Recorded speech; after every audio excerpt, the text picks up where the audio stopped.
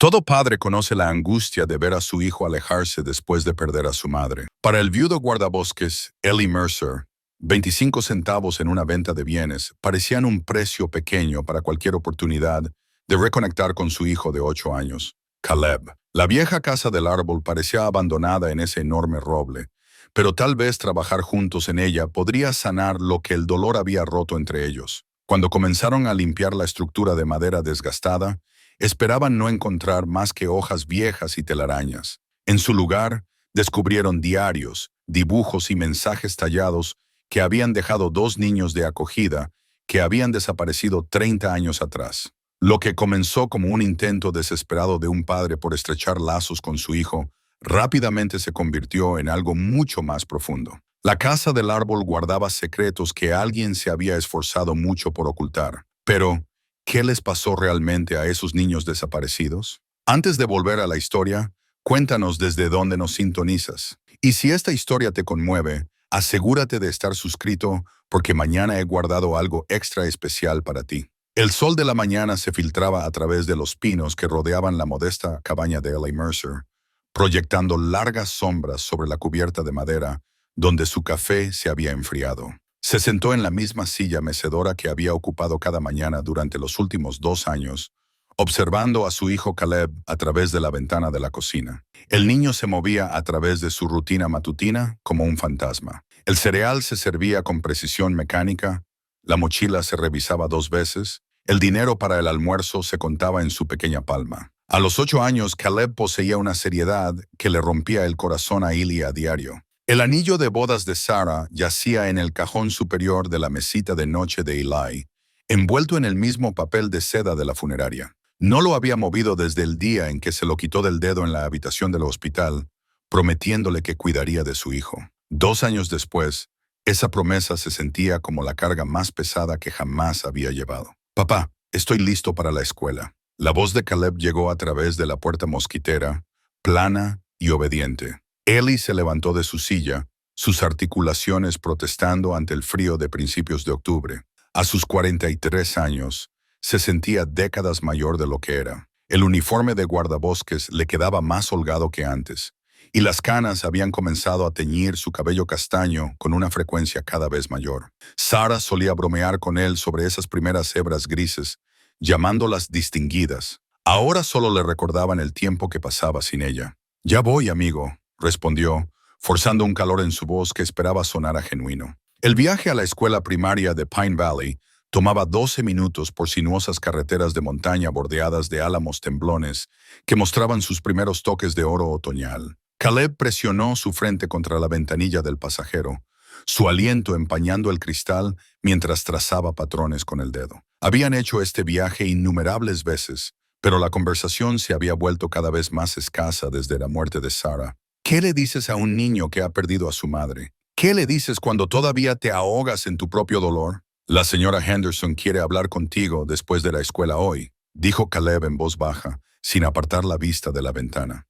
El agarre de Eli se tensó en el volante. «Todo está bien. No estás en problemas, ¿verdad?» «No, solo dijo que quiere hablar sobre mis trabajos escolares y esas cosas». El tono de Caleb llevaba esa neutralidad cuidadosa que había perfeccionado desde el fallecimiento de su madre, sin revelar nada, protegiéndose de una mayor decepción. En la escuela, Ellie vio a su hijo desaparecer en el edificio con apenas una mirada atrás. Otros niños corrían riendo, sus mochilas rebotando, pero Caleb caminaba con los pasos medidos de alguien mucho mayor. Los padres se saludaban, planeando citas para jugar y discutiendo actividades de fin de semana. Eli asentía cortésmente, pero nunca se demoraba. Esas conversaciones invariablemente se desviaban hacia actividades familiares que no podía manejar solo, o preguntas sobre cómo se las arreglaban a las que no sabía cómo responder. El Bosque Nacional de Clearwater se extendía a lo largo de 30,000 acres de naturaleza virgen,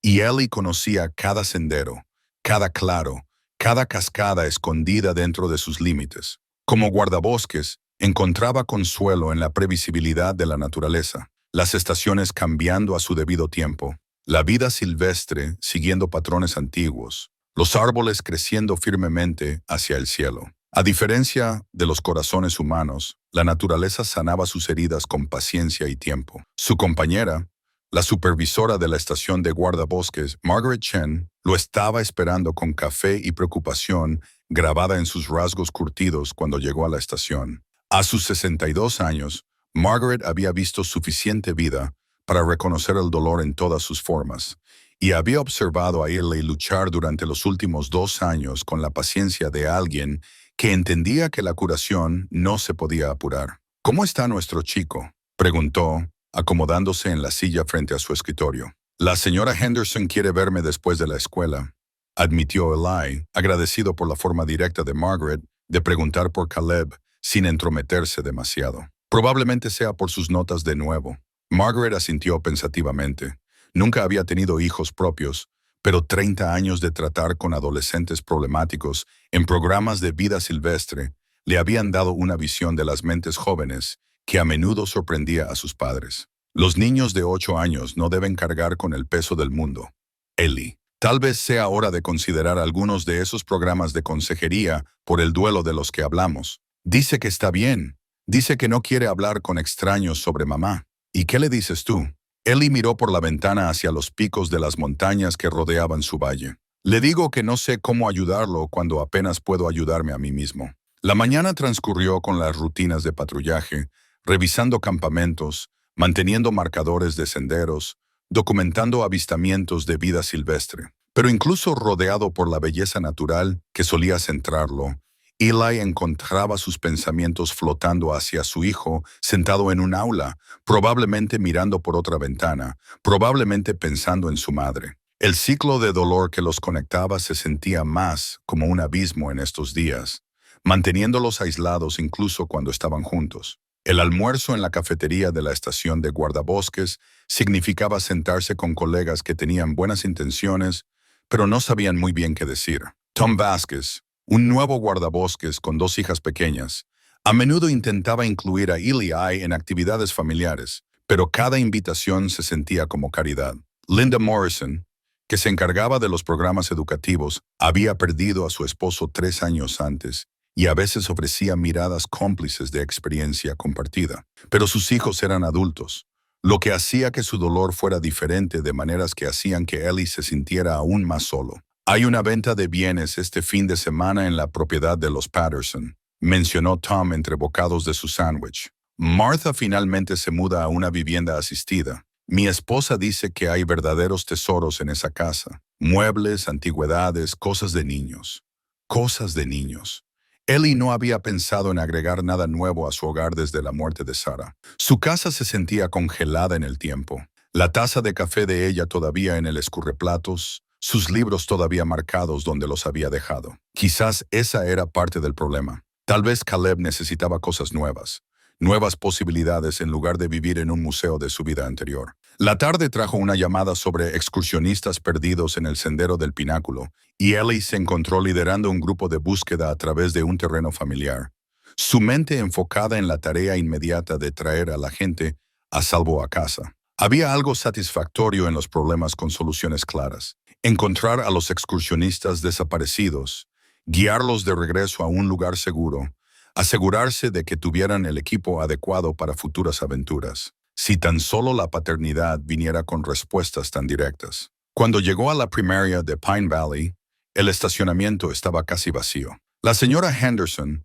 una mujer amable de unos 50 años, con la actitud paciente de alguien que había guiado a cientos de niños a través de sus años formativos, los saludó con una sonrisa suave que llevaba una preocupación subyacente. Señor Mercer, gracias por venir. Por favor, siéntese. Su aula olía a crayones y desinfectante de manos, las paredes cubiertas de coloridas obras de arte y carteles motivacionales. El escritorio de Caleb estaba en la tercera fila, meticulosamente organizado de una manera que habría enorgullecido a Sarah y la habría preocupado en igual medida. Caleb es un chico brillante, comenzó la señora Henderson, pero me preocupa su aislamiento social. Completa su trabajo con diligencia, nunca causa problemas, pero no interactúa con otros niños. Durante el recreo se sienta solo. Durante las actividades grupales, participa mínimamente. No es infeliz exactamente, pero tampoco está conectado. Ellie se removió en la pequeña silla construida para las conferencias de padres, pero de alguna manera nunca del todo cómoda para los adultos. Me habla de la escuela, dice que le gustan sus clases. Estoy segura de que sí, pero los niños necesitan más que el éxito académico, señor Mercer. Necesitan amistades, juego, la complejidad de las relaciones infantiles. Caleb parece estar protegiéndose de esas experiencias. Las palabras calaron más hondo de lo que pretendían, probablemente porque reflejaban el propio enfoque de Eli hacia el mundo desde la muerte de Sarah. ¿Cómo podía animar a su hijo a abrirse a los demás cuando él había pasado 2 años haciendo exactamente lo contrario? ¿Qué sugiere?, preguntó. Tal vez algunas actividades fuera de la escuela, deportes, scouts, algo que lo ponga cerca de otros niños en un entorno menos académico, y tal vez considerar la consejería, no solo para el duelo, sino para ayudarlo a desarrollar habilidades sociales que podría estar perdiendo. Conduciendo a casa, Eli miró a Caleb en el asiento del pasajero. Su hijo miraba por la ventana con esa misma expresión distante, perdido en pensamientos demasiado pesados para los hombros de un niño de 8 años. La señora Henderson dice que te va bien en la escuela, ofreció Eli. Sí, también cree que te gustaría hacer algunas actividades con otros niños, tal vez unirte a un equipo deportivo o algo así. Caleb se volvió a mirarlo entonces, y por un momento, Eli vio un destello del niño que solía ser, curioso, esperanzado, ansioso por la conexión. ¿Vendrías a verme? La pregunta llevaba un peso que no tenía nada que ver con los deportes y todo que ver con la confianza. Claro que vendría a verte. Estaría allí para cada juego, cada práctica. Mamá solía decir que vendría a verme jugar béisbol cuando fuera más grande. Ahí estaba, el campo minado por el que navegaban a diario. Recuerdos de Sarah que podían surgir sin previo aviso, amenazando con descarrilar cualquier progreso que hubieran logrado. Eli se detuvo en su entrada y apagó el motor, reuniendo coraje para la honestidad. Mamá querría que jugaras al béisbol, si eso es lo que quisieras. Ella querría que tuvieras amigos y fueras feliz y que hicieras todas las cosas que se supone que los niños deben hacer. Pero ella no está aquí para verte. No, no lo está. Pero yo sí. Esa noche, después de una cena de sándwiches de queso a la parrilla y sopa de tomate, una de las pocas comidas que Eli había dominado, se sentaron en el porche delantero, observando el atardecer detrás de las montañas. Las tardes de octubre traían una promesa fresca de invierno, y Eli había encendido una pequeña fogata en su fogón exterior, más por comodidad que por calor. «Papá». La voz de Caleb llegó suavemente a través del anochecer que se cernía. «Sí, amigo. ¿Crees que mamá querría que volviéramos a ser felices?» La pregunta tomó a Eli desprevenido, aunque tal vez debería haberla esperado. Los niños de 8 años poseían una claridad sobre las emociones que los adultos a menudo perdían en la complejidad y la autoprotección. «Creo que mamá querría que fuéramos felices. Creo que ella querría que nos cuidáramos el uno al otro y encontráramos maneras de volver a sonreír». «Extraño sonreír», admitió Caleb. «Yo también». Se sentaron en un silencio confortable, observando las chispas flotar hacia las primeras estrellas. Por primera vez en meses, Eli sintió que algo que podría haber sido esperanza se agitaba en su pecho. Tal vez la señora Henderson tenía razón sobre las actividades. Tal vez ambos necesitaban algo nuevo en lo que concentrarse, algo que creara nuevos recuerdos en lugar de proteger constantemente los viejos. El sábado por la mañana amaneció claro y fresco, un clima perfecto para una venta de bienes. La casa Patterson se encontraba en 5 acres de bosques mixtos y pradera, el tipo de propiedad que se había vuelto cada vez más rara a medida que los desarrolladores descubrían su valle de montaña. Martha Patterson había vivido allí durante 60 años, criando a 4 hijos que se habían dispersado por todo el país, dejándola para cuidar una casa llena de recuerdos y tesoros acumulados. Los autos se alineaban en el camino de grava, y la gente se movía por las habitaciones y por el jardín, examinando muebles, platos, libros y los innumerables artículos que se acumulan a lo largo de una vida. Eli se sintió atraído no por las antigüedades o los objetos de colección, sino por la evidencia de la vida familiar. Álbumes de fotos, obras de arte de niños, utensilios de cocina gastados por décadas de uso. Caleb se mantuvo cerca de él, abrumado por la multitud, pero curioso sobre el proceso. Nunca habían estado en una venta de bienes antes, y la idea de que las pertenencias de otra persona encontraran nuevos hogares se sentía a la vez triste y esperanzadora. «Mira, papá».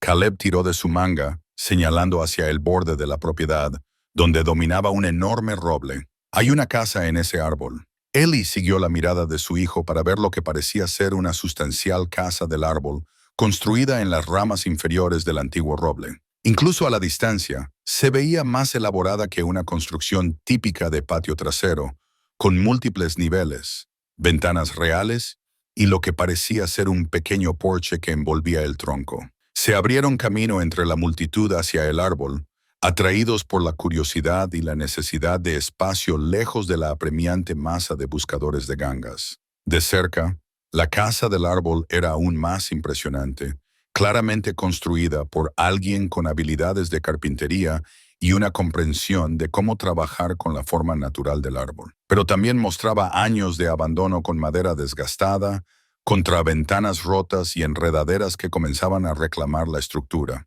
Un pequeño letrero colgaba de un clavo en el tronco. «Casa del árbol, 0 incendios, 25 centavos». Caleb miró a su padre con el primer interés genuino que Eli había visto en él en meses. «Parece un precio justo», asintió Eli, aunque no tenía idea de lo que harían con una casa del árbol. Su propio jardín era demasiado pequeño para una estructura tan elaborada, y moverla parecía imposible. Pero algo en la forma en que Caleb miraba el refugio de madera desgastada hizo que la decisión fuera fácil. Encontraron a Martha Patterson sentada en una silla de jardín cerca de la casa, una caja de dinero en su regazo y una expresión melancólica en su rostro surcado de arrugas, mientras observaba a extraños llevarse pedazos de su vida. «Señora Patterson, estamos interesados en la casa del árbol». Ella sonrió, el tipo de sonrisa que contenía tanto tristeza como alivio. «Esa cosa vieja, mi esposo la construyó para nuestros hijos hace 40 años. Pasaron incontables horas allí jugando a piratas y princesas y lo que sea que los niños se imaginen. Me he estado preguntando qué pasaría con ella». «Parece que fue muy querida», dijo Eli, sacando una moneda de 25 centavos de su bolsillo. «Oh, lo fue. Incluso después de que nuestros hijos crecieron, otros jóvenes encontraron su camino allí arriba. Niños de acogida del lugar de los Hicks, allá abajo, solían pasar tiempo allí antes de...». Dejó de hablar, algo nublando su expresión. «¿Antes de qué?», preguntó Eli suavemente. «Antes de que desaparecieran. Mia y Jake, unos niños dulces que simplemente se desvanecieron una noche. De eso ya hace 30 años. Pero todavía me pregunto, ¿qué fue de ellos?». Caleb volvió a tirar de la manga de Eli. «Papá, ¿de verdad podemos comprarla?». Eli le entregó la moneda de 25 centavos a Martha Patterson, haciéndolos oficialmente los dueños de una casa del árbol que no podían mover. Mientras se daban la mano, notó cómo los ojos de la anciana se demoraban en Caleb con el reconocimiento que proviene de toda una vida observando a los niños. «Ese chico tuyo tiene un alma vieja», dijo en voz baja. «A veces los árboles llaman a los niños que necesitan sanación». Caminando de regreso hacia la casa del árbol, Eli se preguntó qué exactamente acababa de comprar por 25 centavos y por qué sentía que podría ser la inversión más importante que jamás había hecho. El domingo por la mañana llegó con el tipo de claridad nítida que hacía que las montañas se vieran lo suficientemente cerca como para tocarlas. Eli había dormido mal, su mente dándole vueltas a la compra impulsiva de una casa del árbol que no podían mover y que no tenía ningún uso práctico. Pero cuando encontró a Caleb ya vestido y desayunando a las 6:30, con la mochila cargada de artículos de limpieza que había reunido de debajo del fregadero de la cocina, Eli se dio cuenta de que su hijo también había estado pensando en su adquisición. «Busqué en la propiedad de los Patterson en Internet», anunció Caleb con más entusiasmo del que Eli había escuchado en su voz en meses. «La casa del árbol está en la parte trasera de su terreno, pero la señora Patterson dijo que podíamos mantenerla allí todo el tiempo que quisiéramos. De todos modos, se muda al pueblo».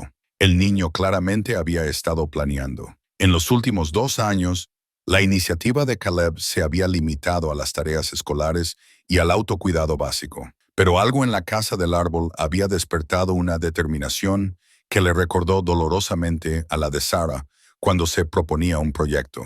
Condujeron de regreso a la propiedad de los Patterson con una escalera prestada atada al techo de la camioneta de Eli, junto con herramientas básicas, bolsas de basura y termos de café y chocolate caliente.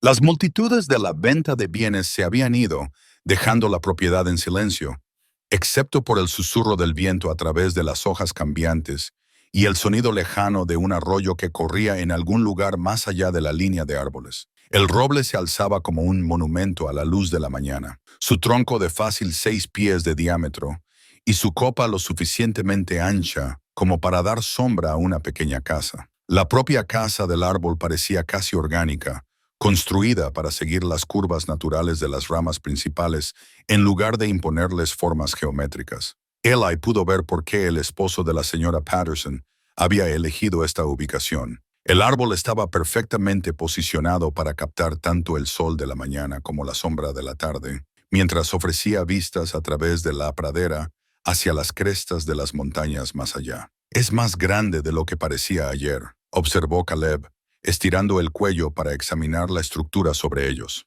Tenía razón. Lo que había parecido ser una simple plataforma con paredes se reveló como una construcción compleja con múltiples niveles, bancos incorporados, compartimentos de almacenamiento e incluso lo que parecía ser un pequeño desván para dormir accesible por una escalera de cuerda. La artesanía era impresionante. Juntas de mortaja y espiga, cuidadosa atención a los patrones de crecimiento del árbol y una impermeabilización que había durado décadas. «A tu abuelo le habría encantado esto», dijo Eli, pensando en las habilidades de carpintería de su propio padre y en el taller donde había aprendido a apreciar la satisfacción de trabajar con la madera. Siempre decía que los mejores proyectos son los que trabajan con la naturaleza en lugar de contra ella. Colocaron la escalera y subieron con cuidado a la plataforma principal. Las tablas del piso crujieron pero aguantaron su peso, y Eli se sintió impresionado por la integridad estructural a pesar de los años de abandono. Las hojas se habían acumulado en cada esquina, los pájaros habían anidado en los aleros, y las telarañas colgaban de las ventanas como cortinas, pero la estructura básica permanecía sólida. «Papá, mira esto», Caleb llamó desde la esquina más alejada, donde estaba apartando un enredo de enredaderas muertas. Talladas profundamente en el piso de madera, casi ocultas bajo décadas de escombros acumulados, estaban las letras M. Basto J para siempre, encerradas en un corazón tallado rudimentariamente. La talla era amateur, pero sentida, cortada lo suficientemente profundo en la madera dura para que el clima y el tiempo no pudieran borrarla. Eli se arrodilló junto a su hijo, pasando los dedos sobre las letras talladas. «M. y Giotto», murmuró. Martha Patterson mencionó a unos niños de acogida llamados Mia y Jake que solían jugar aquí, los que desaparecieron. Eso fue hace 30 años. Caleb trazó el corazón con el dedo, su expresión pensativa de la manera que significaba que estaba procesando algo importante. Debieron quererse mucho para tallar esto tan profundo. Los hermanos a menudo lo hacen, especialmente cuando solo se tienen el uno al otro en quien confiar. Trabajaron durante la mañana despejando años de hojas, ramas y escombros acumulados. El trabajo físico se sentía bien, con un propósito de una manera que el senderismo y el mantenimiento rutinario no podían igualar. Esto era creación en lugar de preservación, construyendo algo nuevo en lugar de simplemente mantener lo que ya existía. Mientras limpiaban, la casa del árbol reveló más de sus secretos. Los bancos de almacenamiento incorporados revestían las paredes. Sus tapas con bisagras se abrían para revelar compartimentos que se habían mantenido secos a pesar de las décadas de exposición a la intemperie.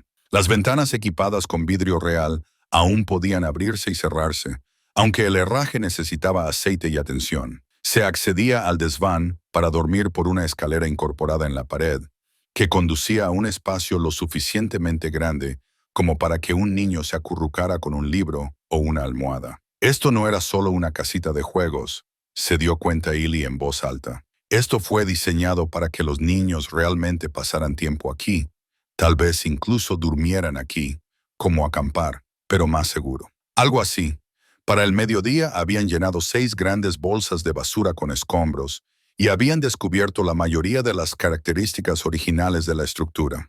La casa del árbol era más grande de lo que había parecido desde el suelo. La plataforma principal era probablemente de 12 pies por 10 pies, con el desván para dormir añadiendo otros 60 pies cuadrados de espacio utilizable. El porche envolvente era estrecho pero completo, ofreciendo vistas en 3 direcciones y haciendo que la estructura se sintiera más como una pequeña cabaña que como una casa del árbol típica. «Deberíamos almorzar», sugirió Eli. Pero Caleb ya estaba abriendo uno de los compartimentos de almacenamiento incorporados, su rostro iluminado por el descubrimiento. «Papá, hay algo aquí dentro». Eli se unió a su hijo en el banco de almacenamiento, mirando al compartimento que había permanecido sellado y relativamente seco. Dentro, envuelto en lo que una vez había sido una bolsa de basura de plástico, había un pequeño paquete que había sido cuidadosamente escondido.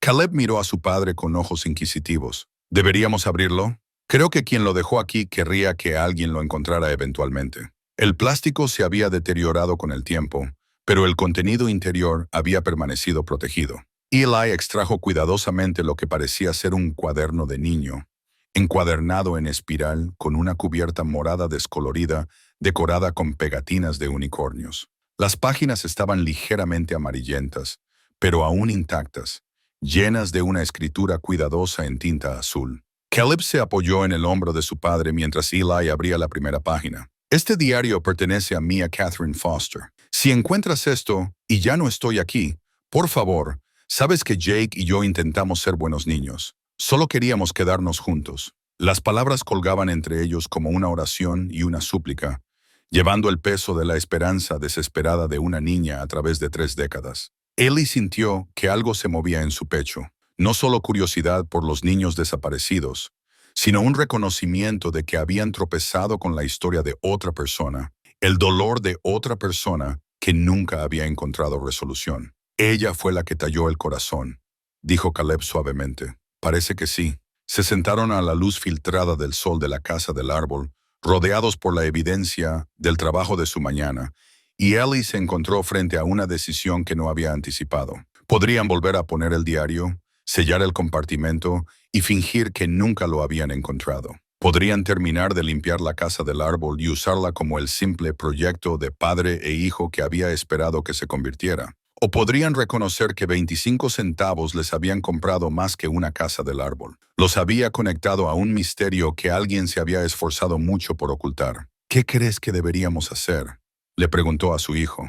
Caleb consideró la pregunta con la seriedad que se había convertido en su enfoque predeterminado de la vida. «Creo que Mia quería que alguien encontrara su diario. De lo contrario, ¿por qué esconderlo donde alguien que limpiara la casa del árbol lo descubriría?» Es un buen razonamiento. Y tal vez si descubrimos qué les pasó a ella y a Jake, les ayudaría de alguna manera, incluso si ya no están desaparecidos. Eli miró a su hijo.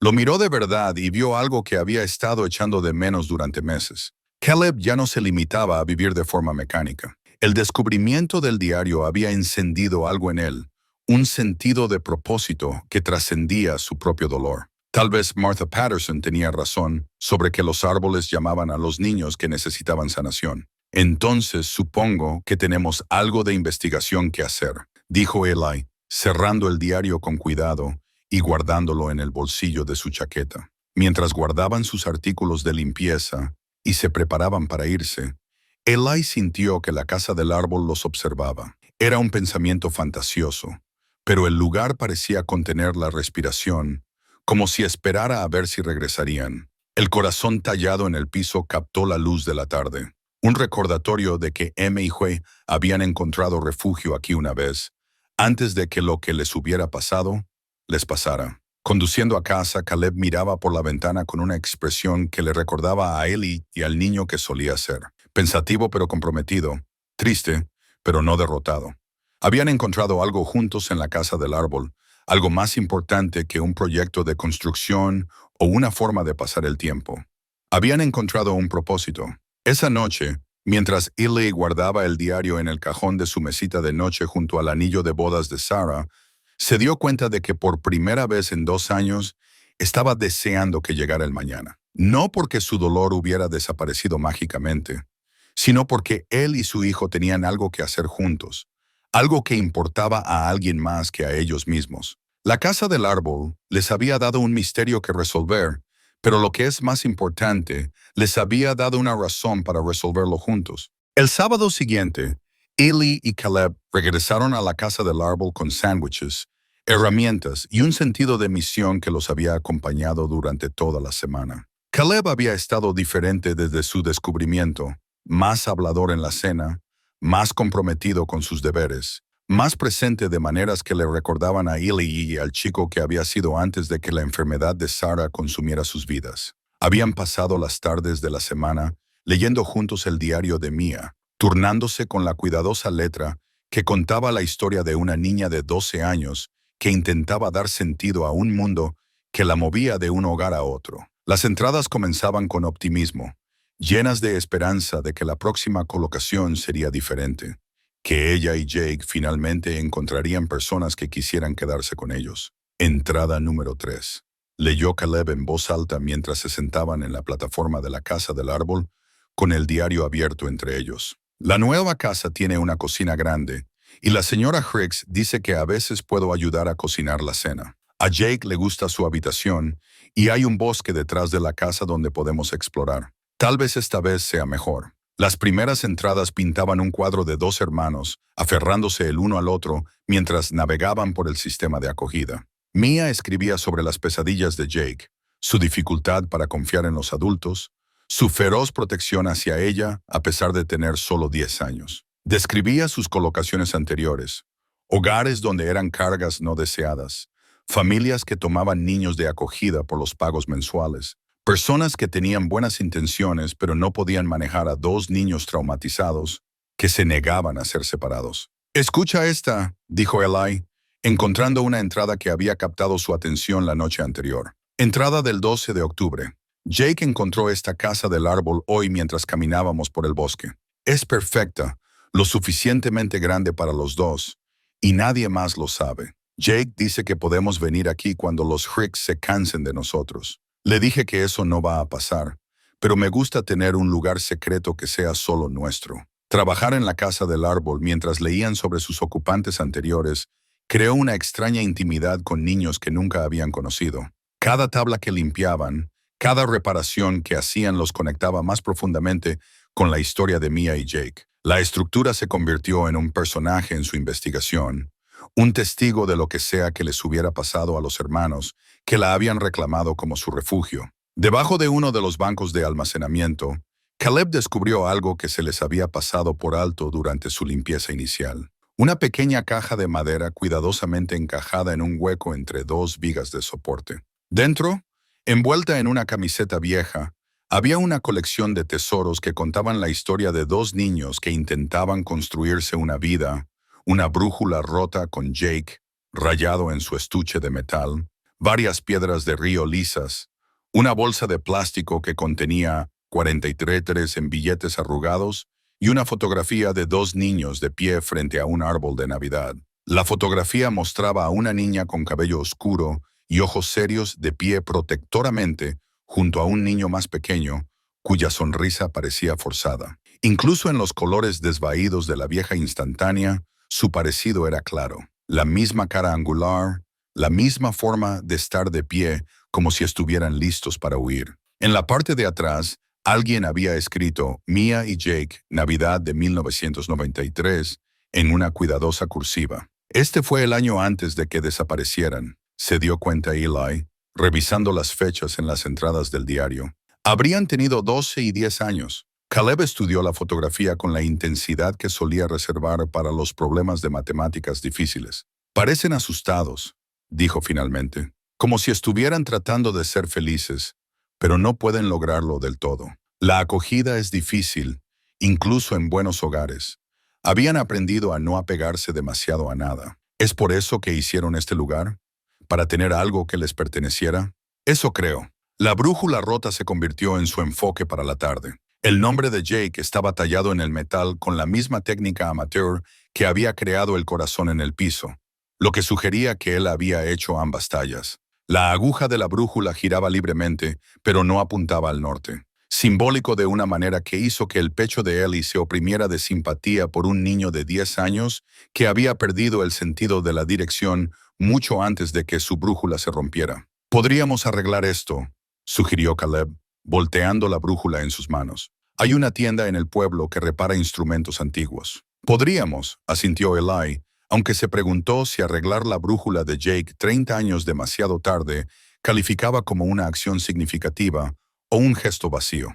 Mientras continuaban leyendo, el tono de las entradas del diario comenzó a cambiar. El optimismo inicial de Mia sobre la familia Hicks dio paso a la preocupación, luego al miedo, y luego a un tipo de vigilancia desesperada que ninguna niña de 12 años debería tener que desarrollar. Entrada del 28 de diciembre.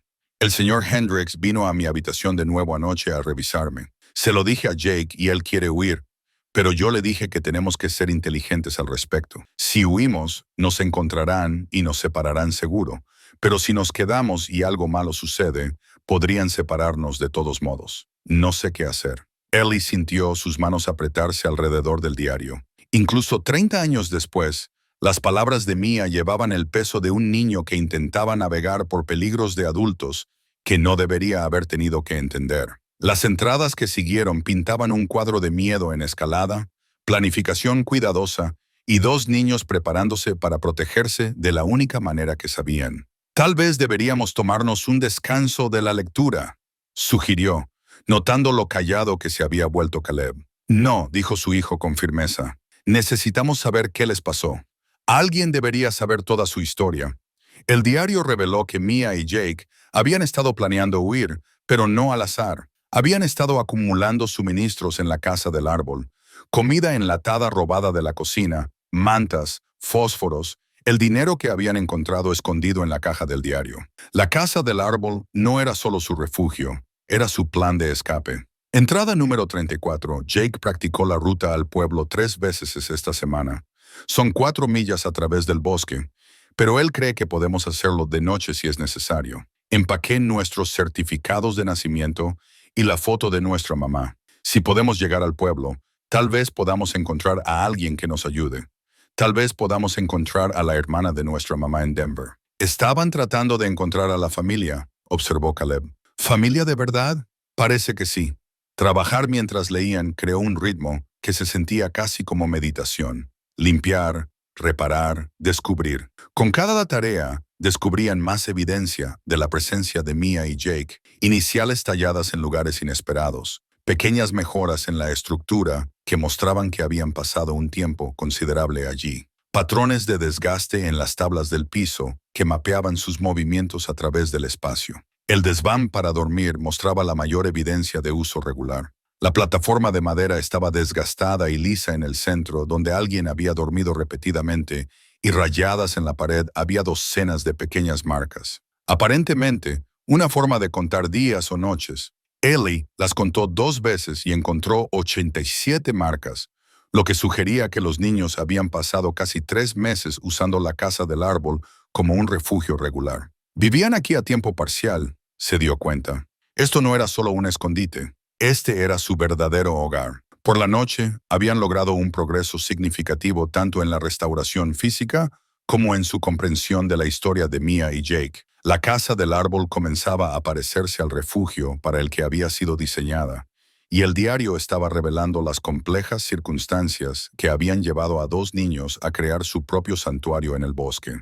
Conduciendo a casa, mientras el sol se ponía detrás de las montañas, Caleb hizo la pregunta que se había estado gestando todo el día. «Papá, ¿qué crees que realmente les pasó?»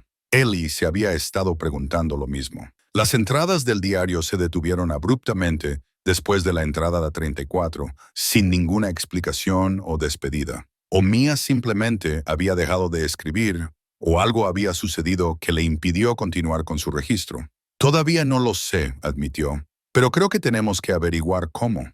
Investigación, registros policiales, archivos de periódicos. Tal vez todavía haya personas que recuerden lo que pasó». Por primera vez desde la muerte de Sarah, Eli se encontró haciendo planes que se extendían más allá de las necesidades inmediatas de la supervivencia diaria. El misterio de Mia y Jake les había dado a él y a Caleb algo en lo que trabajar juntos, algo que requería tanto investigación como acción. Lo que es más importante,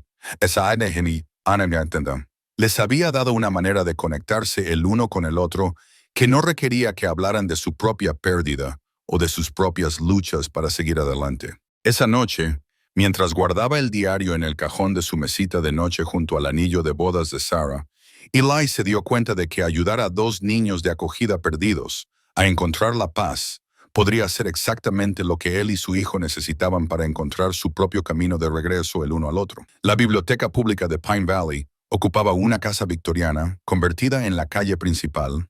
Sus habitaciones estaban alineadas con estanterías que no combinaban y el cómodo desorden de una institución comunitaria que había crecido orgánicamente a lo largo de las décadas. Eli la había visitado ocasionalmente para investigar las condiciones de los senderos o la gestión de la vida silvestre, pero nunca se había aventurado en la sección de historia local, escondida en lo que una vez había sido el salón trasero de la casa. Eleonor Martínez, la bibliotecaria principal, había trabajado en la biblioteca durante 35 años y poseía el tipo de memoria institucional que la hacía invaluable para exactamente el tipo de investigación que Eli y Caleb necesitaban emprender. Cuando Eli le explicó su interés en los niños de acogida desaparecidos de 1994, su expresión pasó de una profesionalidad servicial a una inversión personal. Mia y Jake, dijo sin dudar, los recuerdo. Venían aquí regularmente. Y ese último verano, siempre juntos, siempre educados. Mia estaba leyendo toda la sección de adultos jóvenes, y a Jake le encantaban las guías de la naturaleza. Tenían tarjetas de biblioteca bajo su colocación de acogida, pero nunca causaron ningún problema. Ella los condujo a una mesa en la esquina y comenzó a sacar recursos, archivos de periódicos en microfilm, directorios de la ciudad, guías telefónicas de la década de 1990. El periódico local, el Pine Valley Courier, había cubierto la desaparición extensamente, al menos al principio. 15 de julio de 1994, leyó Eleanor del primer artículo. Se informó que dos niños de acogida, de 12 y 10 años, desaparecieron de su hogar de acogida después de no regresar de un paseo por la tarde. Las autoridades locales organizaron grupos de búsqueda para peinar el bosque circundante, pero no se ha encontrado ningún rastro de los niños. La cobertura del periódico pintaba un cuadro frustrante de un caso que había generado preocupación inicial, pero que se desvaneció rápidamente de la atención pública. Los primeros artículos trataron la desaparición como una probable situación de fuga, niños de acogida con problemas que habían decidido irse por su cuenta. Artículos posteriores mencionaron que los esfuerzos de búsqueda se redujeron debido a la falta de evidencia y a la suposición de que los niños habían abandonado el área por completo. Mira esto. Caleb señaló un artículo de seguimiento de 2 semanas después. El jefe de policía Robert Martínez dice que la investigación permanece activa, pero sin pistas o evidencia de juego sucio, los recursos están siendo redirigidos a otros casos. Martínez es mi tío, explicó Eleanor. Se jubiló hace unos 10 años, pero siempre lamentó no haber podido resolver ese caso. Sentía que el sistema había fallado a esos niños 2 veces. Una al no protegerlos en su colocación y otra al no encontrarlos cuando desaparecieron. Los artículos del periódico mencionaban a la familia Hicks solo brevemente, describiéndolos como devastados por la desaparición de los niños y cooperando plenamente con las autoridades. No había detalles sobre las circunstancias que podrían haber incitado a Mia y Jake a huir. No hubo investigación sobre si su hogar de acogida había sido apropiado o seguro. ¿Podemos hablar con tu tío?, preguntó Eli. Estoy segura de que estaría feliz de reunirse con ustedes. Todavía vive aquí en el pueblo. Pero debo advertirles, nunca ha superado la sensación de que había más en ese caso de lo que cualquiera quería investigar. Mientras Eleanor hacía copias de los artículos del periódico, Caleb descubrió algo más en la colección de la biblioteca. Una delgada carpeta etiquetada Personas desaparecidas, casos sin resolver, que contenía informes policiales, documentación de búsqueda y declaraciones de testigos de la investigación de Mia y Jake. Los informes oficiales eran más detallados que la cobertura del periódico, pero planteaban tantas preguntas como respondían. Mia y Jake habían salido de su hogar de acogida el 12 de julio de 1994, diciéndole a la señora Hicks que iban a dar un paseo por el bosque. Cuando no regresaron al anochecer, ella había llamado a la policía. La búsqueda inicial se centró en las áreas inmediatamente alrededor de la propiedad de los Hicks, pero se había ampliado cuando no se encontró rastro de los niños. Lo que a Eli le pareció extraño fue la línea de tiempo. Según el diario de Mia, Habían estado usando la Casa del Árbol como un refugio regular durante meses, pero ninguna de la documentación de búsqueda mencionaba la Casa del Árbol o la propiedad de los Patterson, a pesar de que estaba a menos de 2 millas del hogar de los Hicks. «Mira esta declaración de testigo», dijo Eli, mostrándole a Caleb una página del archivo policial. La señora Patterson informó haber visto luces en sus bosques ocasionalmente durante el verano, pero asumió que eran adolescentes o campistas. Lo mencionó a la policía durante la búsqueda, pero no le dieron seguimiento porque las luces habían dejado de aparecer después de que los niños desaparecieron. Porque Mia y Jake eran los que hacían las luces, se dio cuenta Caleb, y cuando desaparecieron, las luces se detuvieron. Pasaron la tarde ensamblando una línea de tiempo que pintaba un cuadro más claro de las últimas semanas de Mia y Jake. Las entradas del diario combinadas con los informes policiales y la cobertura del periódico sugerían que los niños habían estado pasando cada vez más tiempo en la Casa del Árbol a medida que las condiciones en su hogar de acogida se deterioraban. Su desaparición no había sido impulsiva. Había sido la culminación de meses de planificación cuidadosa, pero algo había salido mal. Si su plan hubiera funcionado, habrían llegado al pueblo, contactado a las autoridades o alcanzado a la pariente en Denver que Mia había mencionado. En cambio, simplemente se habían desvanecido, dejando atrás sus suministros cuidadosamente escondidos y el diario que documentaba sus miedos y esperanzas. El tío de Eleanor, el jefe de policía jubilado Robert Martínez, vivía en una pulcra casa en las afueras del pueblo con una vista de las montañas y un taller donde restauraba muebles antiguos. A sus 72 años, se movía con el cuidado deliberado de alguien cuyas articulaciones le recordaban a diario décadas de trabajo físico, pero sus ojos permanecían afilados y su memoria del caso era precisa. «Esos niños me persiguieron», admitió, acomodándose en un cómodo sillón en su sala de estar, mientras su esposa traía café y galletas caseras. «En 30 años de trabajo policial, resolví la mayoría de mis casos, pero Mia y Jake simplemente desaparecieron como humo. Ningún rastro, ninguna pista, ninguna resolución». Sacó una carpeta de archivos que parecía haber sido manipulada con frecuencia a lo largo de los años. «Guardé copias de todo, incluso después de jubilarme. Llámalo terquedad profesional o culpa personal, pero no pude dejarlo ir». El archivo contenía fotografías de los esfuerzos de búsqueda, declaraciones de testigos adicionales y mapas detallados que mostraban las áreas que se habían cubierto. Eli estudió los patrones de búsqueda y confirmó su sospecha anterior. El área de la Casa del Árbol había sido excluida de la búsqueda intensiva porque estaba en una propiedad privada, y los propietarios no habían reportado ningún signo de los niños. «¿Alguna vez investigaste el hogar de acogida?», preguntó Eli con cuidado. La expresión de Robert se oscureció. «Oficialmente sí. Extraoficialmente, me dijeron que me concentrara en el ángulo de la fuga y no perdiera el tiempo persiguiendo acusaciones que no podían ser probadas. La familia Hicks había estado tomando niños de acogida durante años y nunca hubo quejas formales. Pero sospechabas algo». «Sospeché muchas cosas, pero la sospecha no es evidencia. Y yo era un jefe de policía de un pueblo pequeño con recursos limitados y presión para mantener el caso simple. Los niños de acogida que huyen son desafortunadamente comunes. Los niños desaparecidos que han sido asesinados son afortunadamente raros. El sistema me animó a asumir lo primero en lugar de investigar lo segundo». Caleb había estado callado durante la conversación de los adultos, pero ahora habló. «Encontramos su Casa del Árbol y el diario de Mia». Robert se inclinó hacia adelante con interés. «¿Encontraron qué?». Eli explicó su descubrimiento de la Casa del Árbol y el diario, describiendo los suministros que Mia y Jake habían acumulado y la evidencia de que habían estado usando la estructura como un refugio regular. Mientras hablaba, la expresión de Robert cambió de la curiosidad al entusiasmo y al arrepentimiento. «Tenían un campamento base», dijo finalmente el jefe de policía jubilado. «No estaban huyendo a ciegas. Tenían un plan y un lugar para ejecutarlo. Si hubiera sabido de esa Casa del Árbol hace 30 años, toda la investigación habría sido diferente». «¿Diferente cómo?».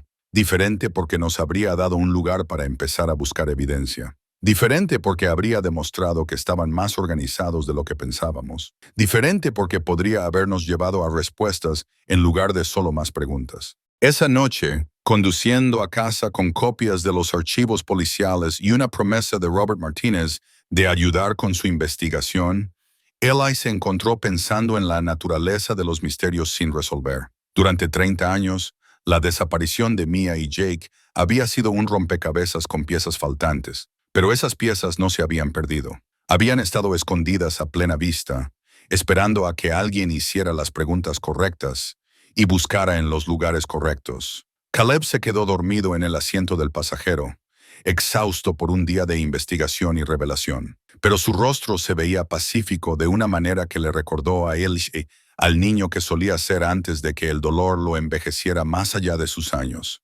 El misterio de Mia y Jake le estaba dando a su hijo algo que le importaba más allá de su propio dolor, y solo por eso, Eli estaba agradecido de que hubieran tropezado con esta extraña investigación. Mientras llevaba a Caleb a la casa y lo metía en la cama, Eli se dio cuenta de que ya no solo estaban restaurando una casa del árbol o satisfaciendo la curiosidad sobre sus ocupantes anteriores. Estaban tratando de resolver un caso que había atormentado a un buen hombre durante 3 décadas, y al hacerlo, estaban encontrando su camino de regreso al tipo de vida con propósito que Sarah habría querido para ambos. Esa noche, mientras colocaba el diario de Mia en el cajón de la mesita de noche junto al anillo de bodas de Sarah, Eli se encontró haciendo una promesa silenciosa a 2 niños que nunca había conocido.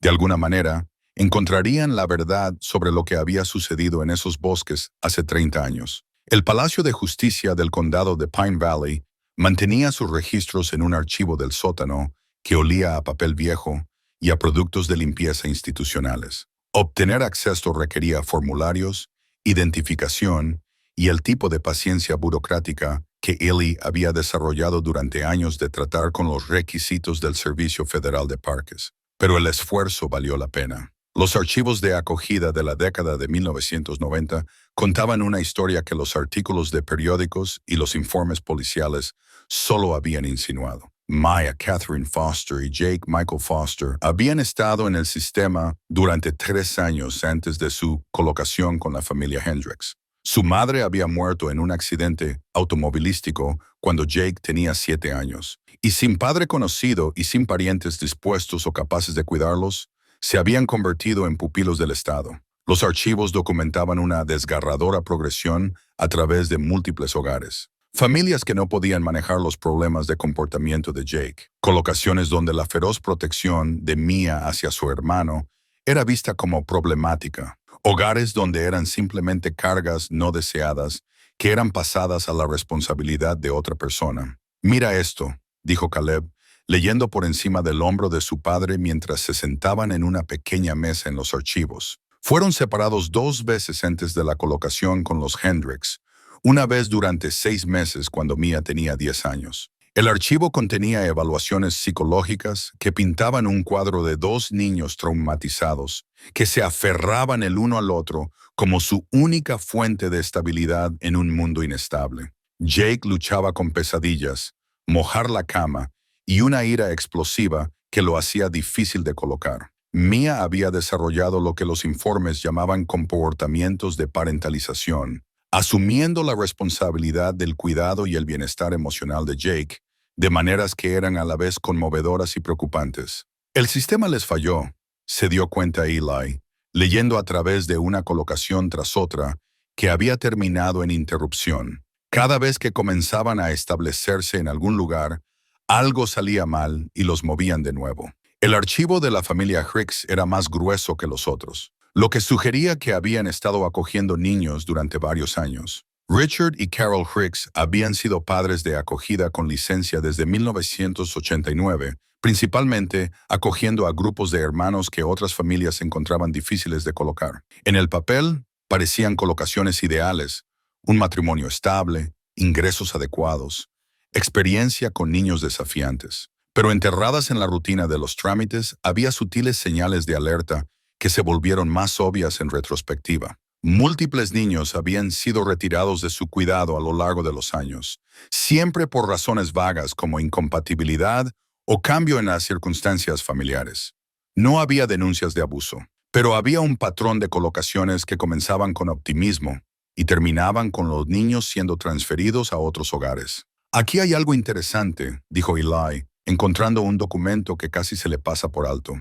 Jake fue hospitalizado durante su colocación con la familia Hendricks para una visita en la sala de emergencias en junio de 1994, aproximadamente un mes antes de que desaparecieran. El registro del hospital era breve. Tratamiento por un hombro dislocado que Jake afirmó que le había ocurrido cuando se cayó de un árbol. El médico que lo atendió había notado algunas inconsistencias en la historia, pero no las había investigado, tratando la lesión y dando de alta al niño de vuelta a sus padres de acogida. Mia habría sabido que Jake no se cayó de ningún árbol, observó Caleb.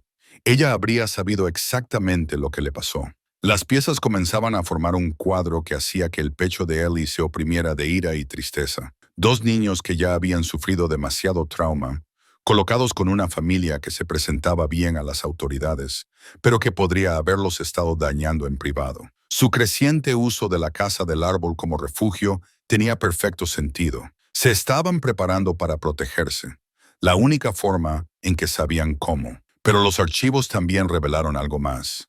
Mia y Jake no habían sido los únicos niños de acogida de los Hendricks en desaparecer. 2 años antes de que Mia y Jake llegaran, otra pareja de hermanos había sido colocada con ellos. Hermanos que se habían fugado después de 3 meses y nunca fueron encontrados. El caso se había clasificado como fuga y se suponía que habían abandonado el estado. Pero el patrón era preocupante. Son 4 niños que desaparecieron del mismo hogar de acogida, dijo Ellie mostrándole a Caleb el archivo del caso anterior. Tommy y Lisa Brennan, de 9 y 11 años, reportados como fugados en marzo de 1992. ¿Crees que están conectados? Creo que es una coincidencia demasiado grande para ignorarla. Pasaron el resto de la mañana copiando documentos y tomando notas, construyendo una línea de tiempo que se extendía más atrás de lo que habían previsto originalmente. El patrón de la familia Hicks sugería algo más sistemático que incidentes individuales. Niños de acogida que desaparecían sin dejar rastro, investigaciones que se centraban en escenarios de fuga en lugar de explorar otras posibilidades, casos que se cerraban sin resolución. A la hora del almuerzo se reunieron con Robert Martínez en una cafetería de la calle principal, extendiendo su investigación en una mesa de la esquina, mientras comían sándwiches e intentaban dar sentido a lo que habían descubierto. 4 niños, dijo Robert, estudiando su línea de tiempo. 4 niños desaparecieron del mismo hogar de acogida en un periodo de 3 años, y nadie ató cabos. ¿Atar los cabos habría marcado la diferencia?, preguntó Eli. Habría desencadenado un tipo de investigación diferente. Múltiples desapariciones desde la misma ubicación no son una serie de fugas. Es un patrón que sugiere algo más serio. Robert había traído su propia investigación al almuerzo, una colección de notas y recuerdos de 30 años de pensar en el caso. Había localizado a varios ex niños de acogida que habían sido colocados con la familia Hendricks y luego retirados, y sus historias pintaban un cuadro consistente de un hogar donde las apariencias y la realidad eran cosas muy diferentes. Richard Hicks era lo que llamaríamos un manipulador, explicó Robert. Encantador con los adultos, intimidante con los niños. Sabía exactamente cómo presentarse a los trabajadores sociales e investigadores, pero los niños contaban historias diferentes. ¿Qué tipo de historias diferentes? Toques inapropiados, amenazas, castigos que cruzaban la línea del abuso.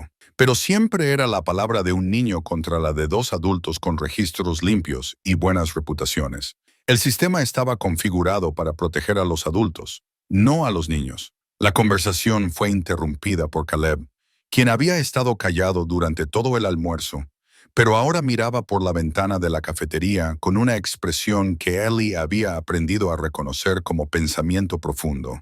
«Papá», dijo Caleb en voz baja, «he estado teniendo sueños con Mia». Ellie sintió que algo frío se instalaba en su estómago. ¿Qué tipo de sueños? Está tratando de decirme algo, pero no puedo entender lo que dice. Sigue señalando hacia los árboles y parece asustada. Anoche estaba sosteniendo la mano de Jake y ambos señalaban el mismo lugar. Robert se inclinó hacia adelante con interés. ¿Señalando a dónde? No lo sé, a algún lugar en el bosque cerca de la casa del árbol, pero parecía que realmente querían que encontrara algo. Ellie quería descartar los sueños de su hijo como el resultado natural de pasar tanto tiempo pensando en Mia y Jake, pero algo en el tono de Caleb lo hizo dudar. El niño no era dramático ni buscaba llamar la atención. Estaba describiendo los sueños con la misma precisión objetiva que aplicaba a su trabajo escolar. Los sueños pueden ser la forma en que nuestras mentes intentan procesar información, dijo Robert con cuidado. A veces, cuando estamos trabajando en un problema, nuestro subconsciente capta patrones que nuestra mente consciente pasa por alto. Esa tarde, regresaron a la casa del árbol con un nuevo sentido de propósito. Si Mia y Jake se habían estado preparando para exponer lo que estaba sucediendo en su hogar de acogida, podrían haber reunido pruebas. Y si hubieran estado usando la casa del árbol como su base de operaciones, esa evidencia aún podría estar escondida en algún lugar de la estructura o el área circundante. La casa del árbol reveló nuevos secretos a medida que buscaban con una atención más sistemática. En el desván para dormir, Caleb descubrió una tabla suelta que ocultaba otro espacio para esconderse. Este contenía lo que parecían ser documentos oficiales envueltos en múltiples capas de plástico. Los papeles estaban amarillentos y quebradizos, pero aún legibles. Fotocopias de registros de acogida, informes médicos y lo que parecían documentos financieros relacionados con el sistema de acogida. Estaban construyendo un caso, se dio cuenta Eli, estudiando los documentos. Mia estaba documentando todo, no solo sus propias experiencias, sino las experiencias de otros niños de acogida que habían sido colocados con la familia Hicks. Entre los papeles había un mapa dibujado a mano que mostraba no solo la casa del árbol y los bosques circundantes, sino varios otros lugares marcados con símbolos y notas. Algunos de los lugares estaban etiquetados con las iniciales TB y LB en un lugar cerca del arroyo, MF y JF en otro lugar más profundo en el bosque.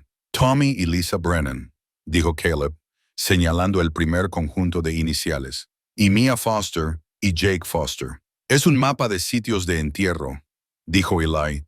La comprensión lo golpeó como un golpe físico.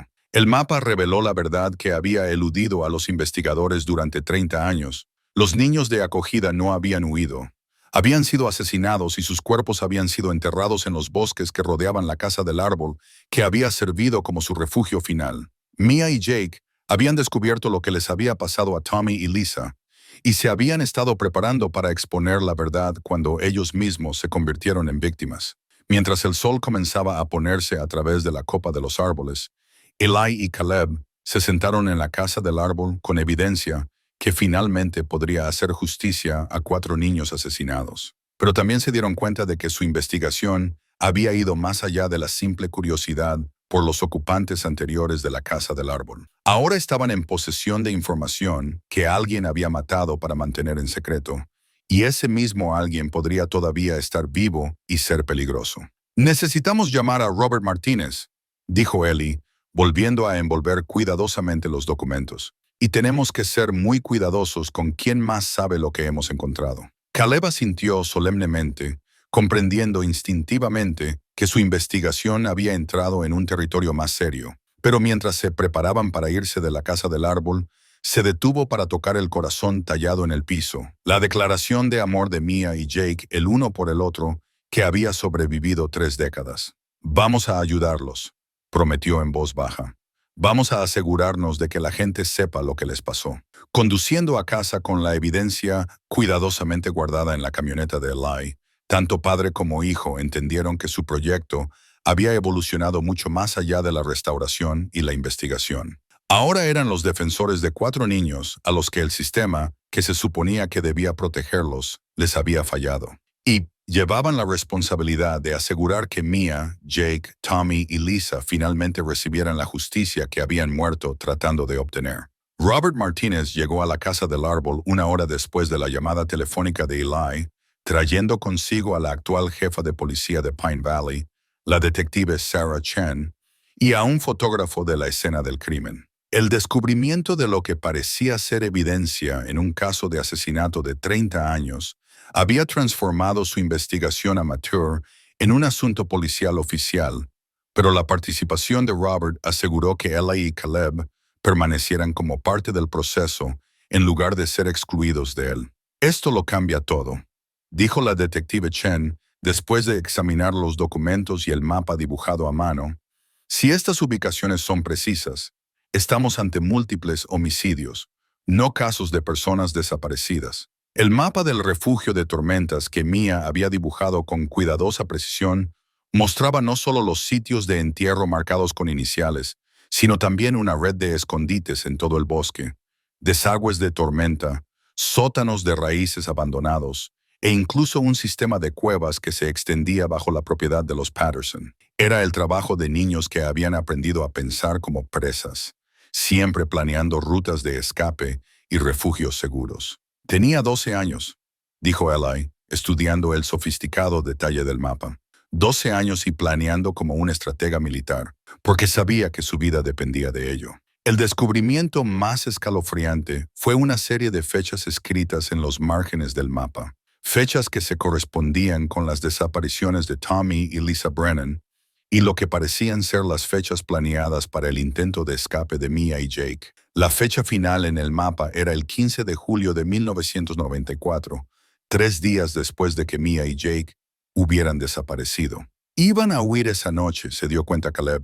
El 15 de julio era cuando planeaban irse para siempre, pero algo salió mal 3 días antes. La pregunta es, ¿qué? Observó la detective Chen. Mientras el equipo de policía comenzaba el proceso de organizar una búsqueda adecuada de los sitios de entierro indicados en el mapa de Mia, Ellie se encontró pensando en la logística de su investigación.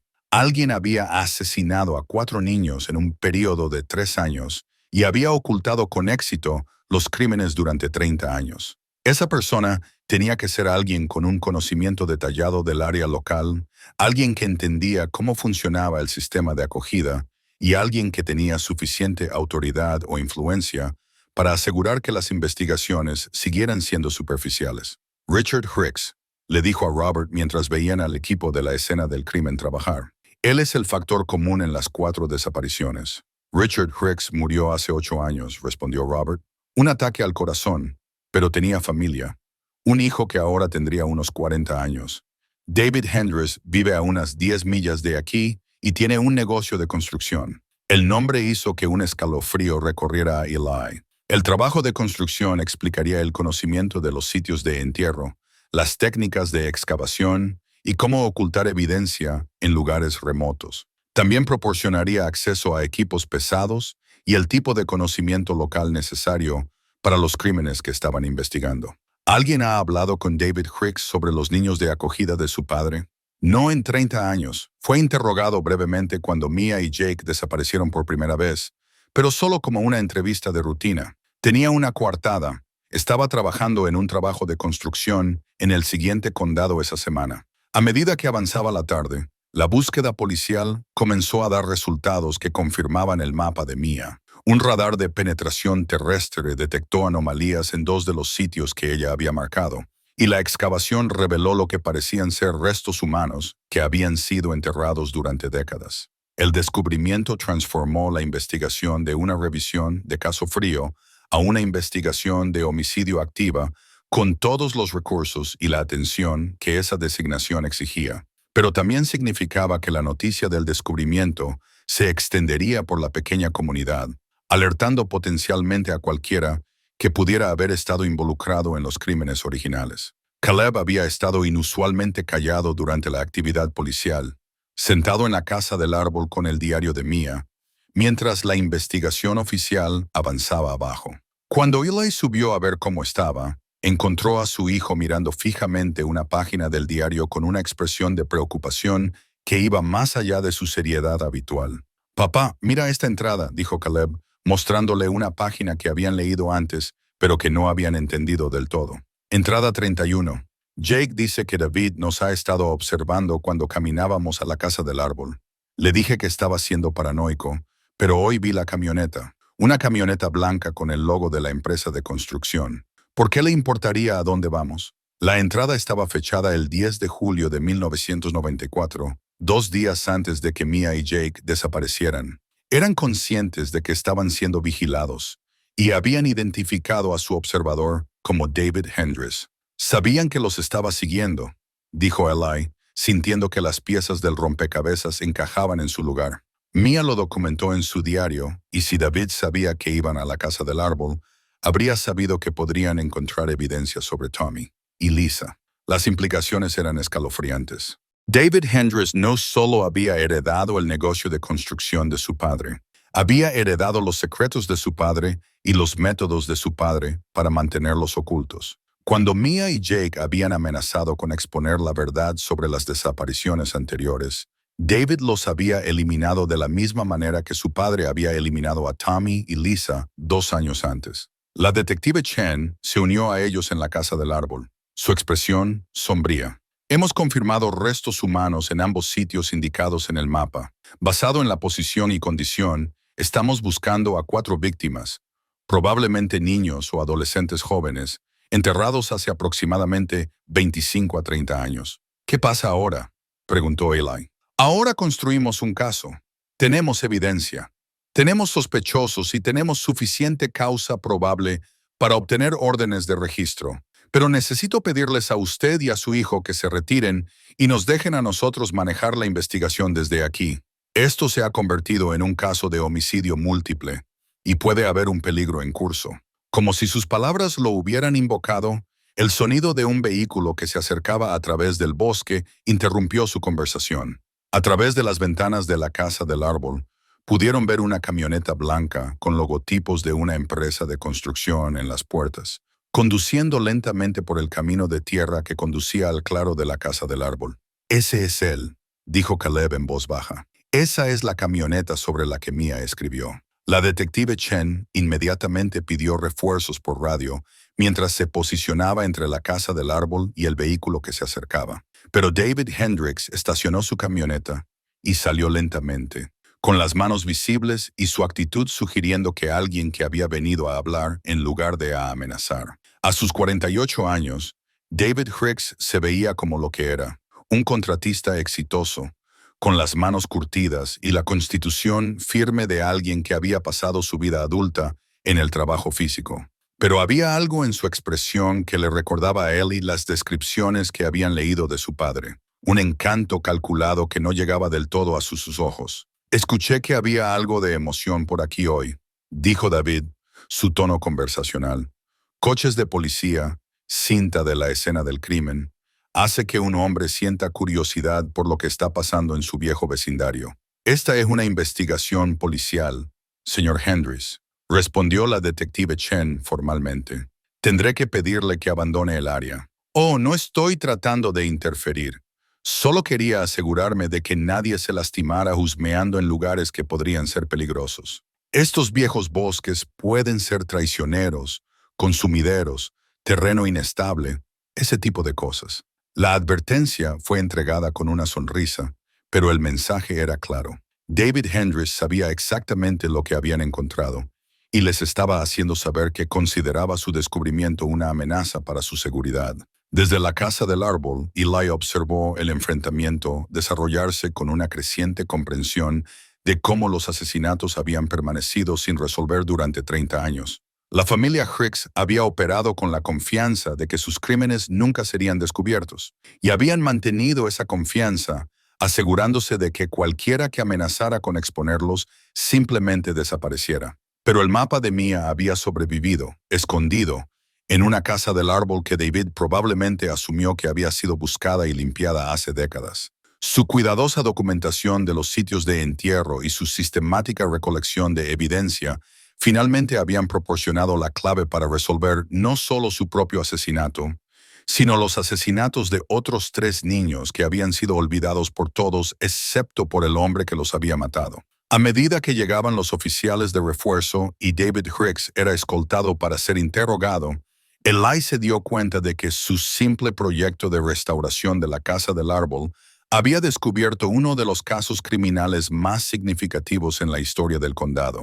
Y lo que es más importante, le había dado a 4 niños asesinados la justicia que habían muerto tratando de obtener. Esa noche, mientras los investigadores de la escena del crimen continuaban su trabajo bajo luces portátiles, Ellie y Caleb finalmente entendieron por qué la casa del árbol había parecido llamarlos. No solo había sido un refugio para niños de acogida, había sido un depósito de evidencia que alguien necesitaba desesperadamente encontrar. La revelación llegó 3 días después, entregada por la detective Chen en la sala de estar de Robert Martínez, con el peso de alguien que había pasado décadas en la aplicación de la ley y pensaba que había visto todo lo que la capacidad humana para el mal podía producir.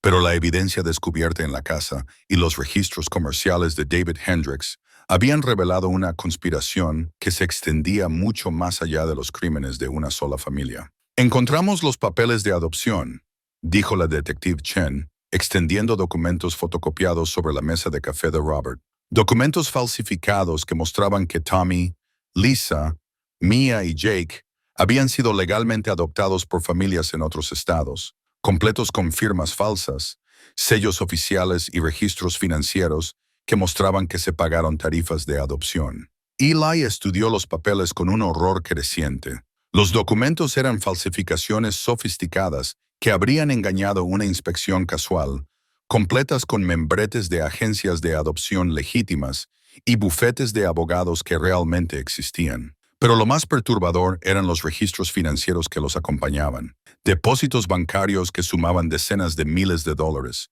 pagos que se habían realizado a cuentas controladas por Richard y David Hendricks. Estaban vendiendo a los niños, se dio cuenta Eli. La colocación de acogida era solo una forma de adquirir inventario. Se pone peor, continuó la detective Chen. Hemos identificado al menos a otros 12 niños que pasaron por el cuidado de los Hendricks en un periodo de 10 años. La mayoría de ellos tienen rastros de papel legítimos que muestran colocaciones exitosas con otras familias, pero 4 de ellos no tienen registros verificables después de dejar el hogar de los Hicks. Robert se inclinó hacia adelante, su rostro pálido. ¿De cuántas víctimas estamos hablando? Potencialmente 8 niños en una década. 4 que podemos probar que fueron asesinados y enterrados en la propiedad. 4 más que pueden haber sido vendidos con éxito a compradores a quienes se les dijo que eran adopciones privadas legítimas. El alcance de la operación era asombroso. Richard Hicks había utilizado su posición como padre de acogida con licencia para adquirir niños que el sistema consideraba difíciles de colocar. Grupos de hermanos, niños mayores, niños con problemas de comportamiento que los hacían menos deseables para las familias adoptivas legítimas. Luego los había vendido a compradores que estaban dispuestos a pagar precios premium por niños sin preguntas, o los eliminaba cuando se volvían demasiado un riesgo para la operación. Los niños que se defendieron o amenazaron con exponer la operación fueron asesinados, explicó la detective Chen. Los obedientes fueron vendidos a familias que tal vez ni siquiera sabían que estaban participando en algo ilegal. Pero en cualquier caso, los niños desaparecieron de los registros oficiales y nunca más se les vio. Caleb había estado escuchando la conversación de los adultos con la atención enfocada que le daba a todo lo relacionado con Mia y Jake. Ahora habló con una pregunta que iba al corazón de la conspiración. ¿Quiénes eran los compradores? Alguien tenía que estar dispuesto a pagar por los niños. En eso estamos trabajando ahora. David Hendricks guardaba registros meticulosos, probablemente como seguro contra sus compradores o como evidencia que podría usar si alguna vez lo atrapaban. Hemos identificado a varias parejas que compraron niños a través de la operación, la mayoría de ellas creyendo que estaban participando en adopciones privadas legítimas. La siguiente revelación de la detective fue la más impactante de todas. Entre los registros de David Hendricks se encontraba un libro de contabilidad que detallaba no solo las ventas de adopción, sino también una red de operaciones similares en otros estados. La familia Hendricks había sido parte de una conspiración regional que traficaba con niños de acogida a través de las fronteras estatales, utilizando agencias de colocación legítimas como tapadera para lo que equivalía a un tráfico de niños organizado. Richard Hicks no era solo un padre de acogida que se volvió malo, dijo la detective Chen. Era parte de una red que puede haber sido responsable de la desaparición de cientos de niños en más de 20 años. El alcance de la conspiración explicaba cómo los asesinatos habían permanecido sin ser detectados durante tanto tiempo. Se asumía a menudo que los niños que desaparecían del sistema de acogida se habían fugado, especialmente si eran mayores o tenían historiales de problemas de comportamiento. El sistema fue diseñado para rastrear a los niños a través de colocaciones oficiales, no para investigar cuando desaparecían por completo de los registros oficiales. Pero la inteligencia y la determinación de Mia habían amenazado toda la operación. Su documentación sistemática de las actividades de los Hendricks, combinada con su descubrimiento del sitio de entierro de Tommy y Lisa, había proporcionado evidencia que podría haber expuesto no solo sus asesinatos, sino toda la red de tráfico. La habían matado, no solo para evitar que denunciara el abuso en su hogar de acogida, sino para proteger una empresa criminal que generaba cientos de miles de dólares anualmente. Los papeles de adopción que encontramos muestran que Mia y Jake estaban programados para ser adoptados por una familia en Arizona, continuó la detective Chen. Pero algo salió mal con el acuerdo, y en lugar de ser transferidos, fueron asesinados y enterrados con los otros niños. Eli se sintió enfermo al pensar en Mia, de 12 años, tratando de proteger a su hermanito, mientras, sin saberlo, documentaba evidencia de su propia venta o ejecución planeada. Las entradas del diario que habían parecido los miedos de una niña traumatizada eran en realidad las observaciones de alguien que se había tropezado con una conspiración criminal y estaba tratando de sobrevivir el tiempo suficiente para exponerla. Ella lo sabía, dijo Caleb en voz baja. Mia sabía que corrían más peligro que solo un hogar de acogida abusivo. Por eso fue tan sistemática al reunir evidencia. Estaba tratando de construir un caso que fuera lo suficientemente sólido como para proteger a otros niños. A medida que la investigación continuaba, surgieron más detalles sobre las operaciones de la red. Las agencias de adopción legítimas habían sido infiltradas por empleados que facilitaban las colocaciones ilegales, creando papeleo que satisfaría una revisión oficial superficial mientras ocultaba la verdadera naturaleza de las transacciones. A los trabajadores sociales de acogida se les pagaba para que pasaran por alto las irregularidades y aprobaran colocaciones que deberían haber levantado señales de alerta. Lo más inquietante fue el descubrimiento de que la red había continuado operando incluso después de la muerte de Richard Hendrick. David Hicks había heredado no solo el negocio de construcción de su padre, sino también el papel de su padre en la operación de tráfico. Los asesinatos se habían detenido, pero las adopciones ilegales habían continuado con David, sirviendo como intermediario entre familias desesperadas y niños que habían sido sistemáticamente eliminados de la supervisión legítima. Hemos arrestado a 6 personas hasta ahora, informó la detective Chen. David Hicks, 2 trabajadores sociales, un administrador de una agencia de adopción y 2 personas que compraron niños a través de la red. Pero este es solo el comienzo.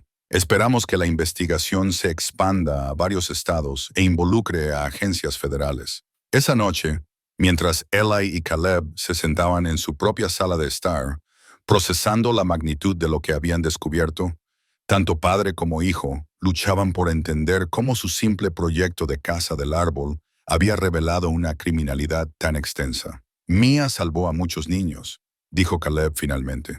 Aunque no pudo salvarse a sí misma, su evidencia va a ayudar a todos esos otros niños. Eli asintió, pensando en la niña de 12 años que se había enfrentado a una maldad inimaginable con un coraje e inteligencia que la mayoría de los adultos lucharían por igualar. Su diario había sido más que un registro de sus experiencias.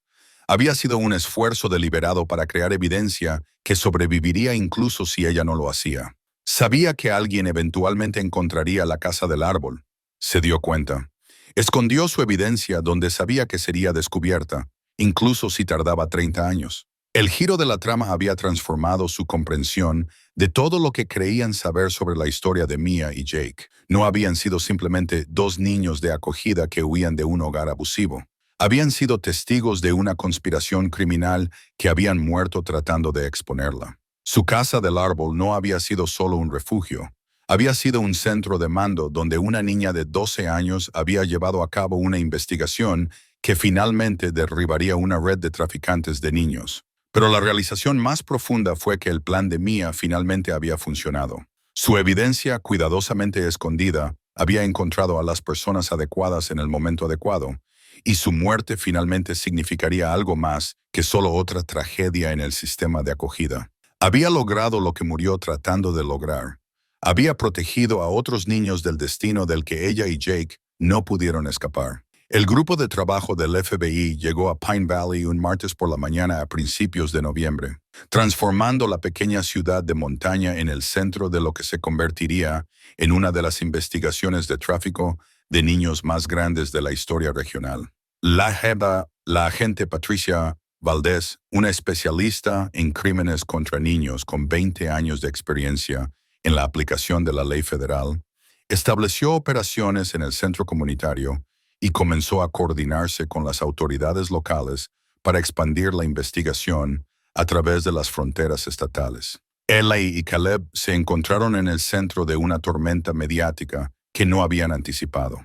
La historia de un padre y un hijo que descubrían evidencia de múltiples asesinatos mientras restauraban una casa del árbol había captado la atención nacional, trayendo reporteros y equipos de televisión a su tranquila comunidad de montaña. Pero lo que es más importante, había incitado a otras familias a presentarse con información sobre adopciones sospechosas y niños de acogida desaparecidos que se remontaban a décadas. Hemos identificado a 43 víctimas potenciales en 6 estados, explicó la agente Valdez durante una sesión informativa que incluyó a Eli, Caleb, Robert Martínez y la detective Chen. Niños que entraron en los sistemas de acogida y luego desaparecieron de los registros oficiales, a menudo con papeleo que sugería que habían sido adoptados por familias que o bien no existen o niegan cualquier conocimiento de la adopción. El alcance de la red continuó expandiéndose a medida que los investigadores seguían los rastros financieros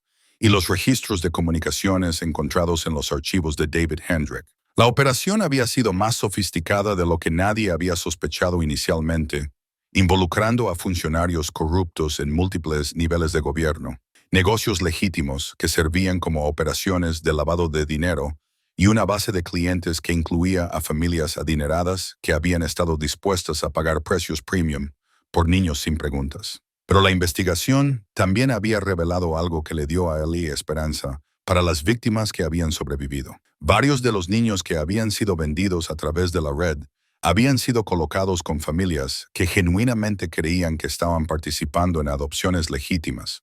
Estas familias habían proporcionado hogares amorosos para niños que de otro modo podrían haber sido asesinados, y muchas de las víctimas, ahora adultas, estaban cooperando con los investigadores para ayudar a identificar a otros supervivientes. La documentación de Mia ha sido crucial, continuó la agente Valdez. Sus registros se correlacionan con las transacciones financieras que hemos encontrado en las cuentas del sospechoso, y su línea de tiempo nos ayuda a entender cómo evolucionó la operación a lo largo de los años que ella la estuvo observando. El FBI había reconstruido las últimas semanas de Mia usando las entradas de su diario, los documentos que había escondido en la casa del árbol y la evidencia recuperada de las escenas del crimen. El cuadro que surgió era el de una niña de 12 años que realizaba operaciones de vigilancia con la paciencia metódica de un investigador entrenado, documentando patrones de comportamiento y construyendo un archivo de caso que habría impresionado a los oficiales de la ley profesionales. Identificó al menos a otros 6 niños que habían pasado por el hogar de los Hendricks antes de que ella y Jake llegaran, explicó la agente Valdez. Rastreó las matrículas de los vehículos que venían a recoger a los niños en medio de la noche. Incluso documentó conversaciones que escuchó entre Richard Hendricks y sus contactos en otros estados. Pero la investigación de Mia también la había puesto a ella y a Jake en un peligro extremo. David Hendricks había estado vigilando la casa del árbol, probablemente por instrucciones de su padre, y se había dado cuenta de que los niños estaban reuniendo evidencia que podría exponer toda la operación. La decisión de matarlos se había tomado cuando las actividades de vigilancia de Mia se volvieron demasiado sofisticadas para ser ignoradas. La última entrada en su diario está fechada el 12 de julio de 1994, dijo la agente Valdez, leyendo de una fotocopia de la cuidadosa letra de Mia. Escribió: David sabe que lo hemos estado observando. Jake quiere huir esta noche, pero creo que es demasiado tarde. Si algo nos sucede, espero que alguien encuentre esto y entienda lo que estábamos tratando de hacer. Los otros niños también merecen justicia. Caleb había estado inusualmente callado durante la sesión informativa del FBI absorbiendo información sobre la investigación con la seria atención que le daba a todo lo relacionado con Mia y Jake. Pero ahora habló con una pregunta que sorprendió a los adultos. Agente Valdez, ¿ya encontraron el mensaje final de Jake? La agente del FBI parecía confundida. ¿Qué mensaje final? En mis sueños, Jake y Mia siguen señalando algo en el árbol, algo que realmente quieren que encontremos. Creo que Jake talló un mensaje en algún lugar que no hemos descubierto todavía. Ellie se había estado preguntando acerca de los sueños recurrentes de Caleb, tratando de equilibrar el escepticismo científico con el respeto por la conexión intuitiva de su hijo con el caso. Los sueños habían sido notablemente consistentes, Mia y Jake señalando hacia algo en las ramas superiores del roble, ambos niños mostrando urgencia por lo que querían que se encontrara. Vale la pena verificarlo, dijo la agente Valdez diplomáticamente. A veces las víctimas infantiles dejan mensajes finales en lugares donde se sienten seguros. Si Jake pensó que iba a morir, podría haber tallado algo en el propio árbol. Esa tarde, con técnicos de la escena del crimen del FBI y especialistas en escalada de árboles, llevaron a cabo la examinación más exhaustiva hasta el momento del roble que sostenía la casa del árbol. La búsqueda se centró en las ramas superiores que habrían sido accesibles para un niño de 10 años, pero que podrían haberse pasado por alto durante las investigaciones anteriores. A 40 pies sobre el suelo, en una bifurcación entre dos ramas principales que era invisible desde abajo, encontraron el último mensaje de Jake. Talladas en la corteza con lo que debió ser una urgencia desesperada, estaban las palabras «cuerpos bajo gran roca cerca del arroyo», seguidas de una flecha que señalaba al noroeste, y la fecha 294. El mensaje había sido tallado el mismo día que Mia había escrito su última entrada en el diario, 12 de julio de 1994, el día que desaparecieron. Jake de alguna manera se las había arreglado para subir lo suficientemente alto en el árbol para dejar un mensaje que no sería descubierto accidentalmente. Un mensaje que proporcionaba direcciones específicas a los sitios de entierro que el mapa de Mia solo había indicado de forma general. Sabía que iban a ser asesinados, dijo Caleb en voz baja, observando a los técnicos del FBI fotografiar y documentar la talla de Jake. Subió allí para dejar direcciones para que sus cuerpos fueran encontrados algún día. Siguiendo las instrucciones de Jake, los investigadores descubrieron 2 sitios de entierro adicionales cerca del arroyo que corría a través de la propiedad de los Patterson. Los sitios contenían los restos de 4 niños más, víctimas cuyas desapariciones nunca se habían conectado a la familia Hicks, porque habían sido acogidos a través de diferentes agencias en los condados vecinos. El descubrimiento elevó el número total de víctimas confirmadas a 8 niños asesinados en un período de 6 años, lo que convierte el caso en una de las investigaciones de asesinatos en serie más prolíficas en la historia del Estado. Pero lo que es más importante, validó los esfuerzos finales desesperados de Mia y Jake para asegurar que la justicia finalmente se hiciera, incluso si no podían vivir para verla. Mientras comenzaban los preparativos para la fase culminante de la investigación, los arrestos coordinados de los participantes de la red en varios estados, Ellie se encontró pensando en el coraje necesario para que 2 niños se enfrentaran a una muerte segura mientras aún intentaban proteger a otros. Mia y Jake habían sabido que sus vidas estaban en peligro, pero habían pasado su último día documentando evidencia y dejando mensajes en lugar de simplemente tratar de escapar. Eran héroes, le dijo a Caleb esa noche mientras se sentaban en su propia sala de estar, viendo la cobertura de noticias de la investigación que había surgido de su simple proyecto de Casa del Árbol. De 12 y 10 años, y mostraron más coraje de lo que la mayoría de los adultos podrían manejar. La mañana siguiente traería los arrestos coordinados que se habían planeado durante semanas, culminando una investigación que había comenzado con una compra de 25 centavos en una venta de bienes y se había convertido en un caso federal que involucraba a varios estados y docenas de sospechosos. Pero para Ellie y Caleb, la victoria más importante ya se había logrado. Las voces de Mia y Jake finalmente habían sido escuchadas, y sus muertes finalmente tendrían el significado que habían muerto tratando de crear. La casa del árbol se encontraba vacía en el frío de noviembre, pero ya no se sentía perseguida por la tragedia. En cambio, se sentía santificada por el coraje de 2 niños que se habían negado a dejar que el mal triunfara, incluso cuando el triunfo les costó todo lo que tenían para dar. Su evidencia había sobrevivido, su mensaje había sido recibido, y su sacrificio salvaría a otros niños del destino del que no pudieron escapar.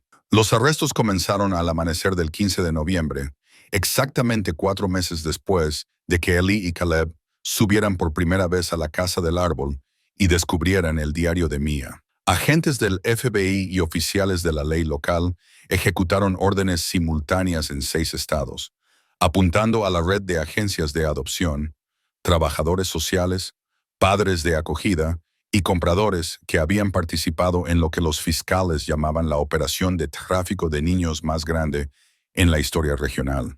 Eli y Caleb observaron la operación coordinada desarrollarse desde el puesto de mando de la agente Valdez en el centro comunitario de Pine Valley, rodeados de monitores que mostraban transmisiones en vivo de los sitios de arresto y comunicaciones por radio de equipos en múltiples jurisdicciones. La evidencia que Mia había documentado cuidadosamente 30 años antes finalmente estaba siendo utilizada para hacer justicia a las personas que habían destruido tantas vidas jóvenes. David Hendricks está bajo custodia.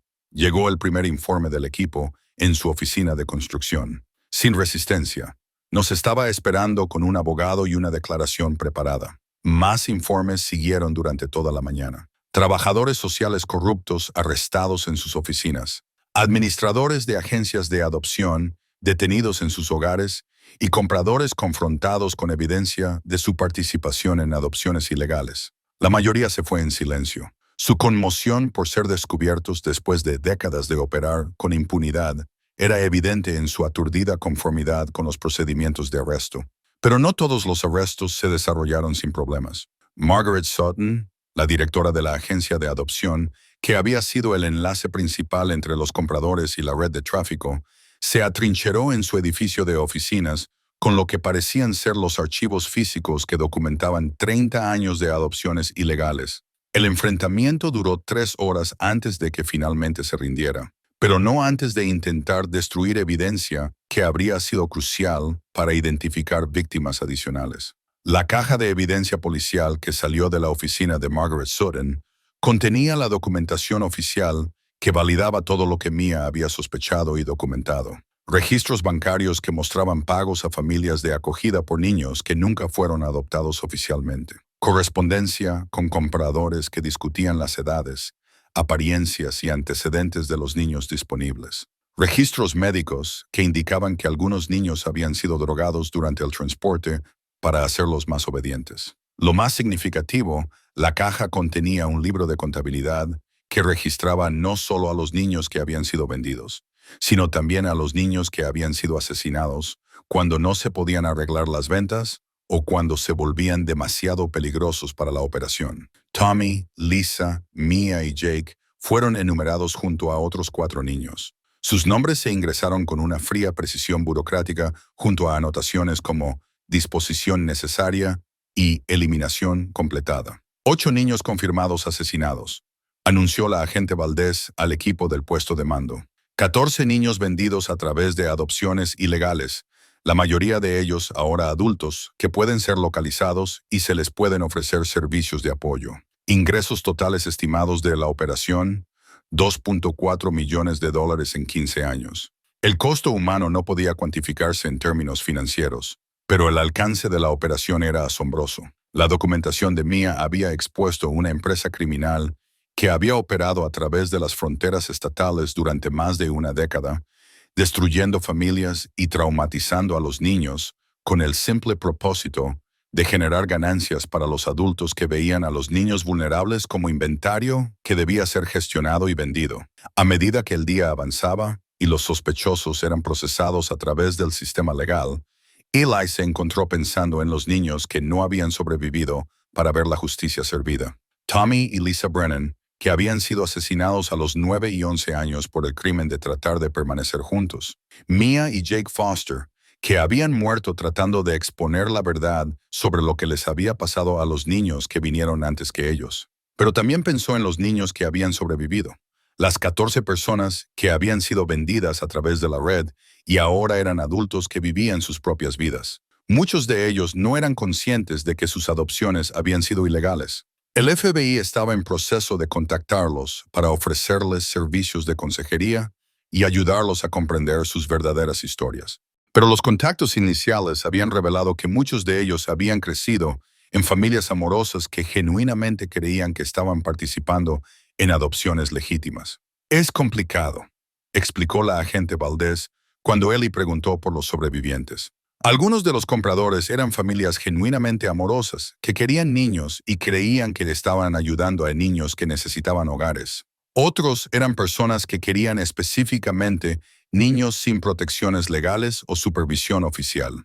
Averiguar quién era quién va a llevar meses de investigación. El momento más emotivo del día llegó cuando la agente Valdés recibió una llamada de los agentes del FBI en Denver que habían localizado a María Santos, antes Maria Foster, la tía de Mia y Jake, que había estado tratando de encontrar a los hijos de su hermana durante 30 años. El sistema de acogida le había dicho que los niños no podían ser localizados y ella había pasado décadas preguntándose qué les había pasado. «Quiere venir a Pine Valley», le dijo la agente Valdés a Eli y Caleb. «Quiere ver dónde vivieron y murieron Mia y Jake y quiere agradecer a las personas que finalmente les hicieron justicia». Esa noche, mientras la cobertura de noticias cambiaba de los arrestos a las implicaciones más amplias del caso, Ellie y Caleb regresaron a la Casa del Árbol para lo que ambos entendieron que sería su última visita como investigadores. La estructura había sido liberada por los equipos de la escena del crimen del FBI, pero para ellos siempre sería más que solo un edificio. Era el lugar donde habían descubierto que el dolor podía transformarse en propósito y que a veces las victorias más importantes provienen de ayudar a otros en lugar de sanarse a uno mismo. La caja de evidencia que había sido recuperada de la oficina de Margaret Sutton se encontraba en el puesto de mando del FBI, conteniendo los registros oficiales que validaban todo lo que Mia y Jake habían muerto tratando de probar. Su sacrificio finalmente había logrado su propósito previsto, pero el costo había sido casi más de lo que Ellie podía soportar contemplar. Eran solo niños, dijo Caleb, mientras se paraban en la Casa del Árbol, rodeados de los recordatorios físicos del coraje de Mia y Jake. No deberían haber tenido que morir para salvar a otros niños. No, no deberían haberlo hecho, asintió Ellie, pero eligieron luchar incluso cuando sabían que no podían ganar. Eso es lo que hacen los héroes. Eligen hacer lo correcto incluso cuando les cuesta todo. María Santos llegó a Pine Valley 3 días después de los arrestos.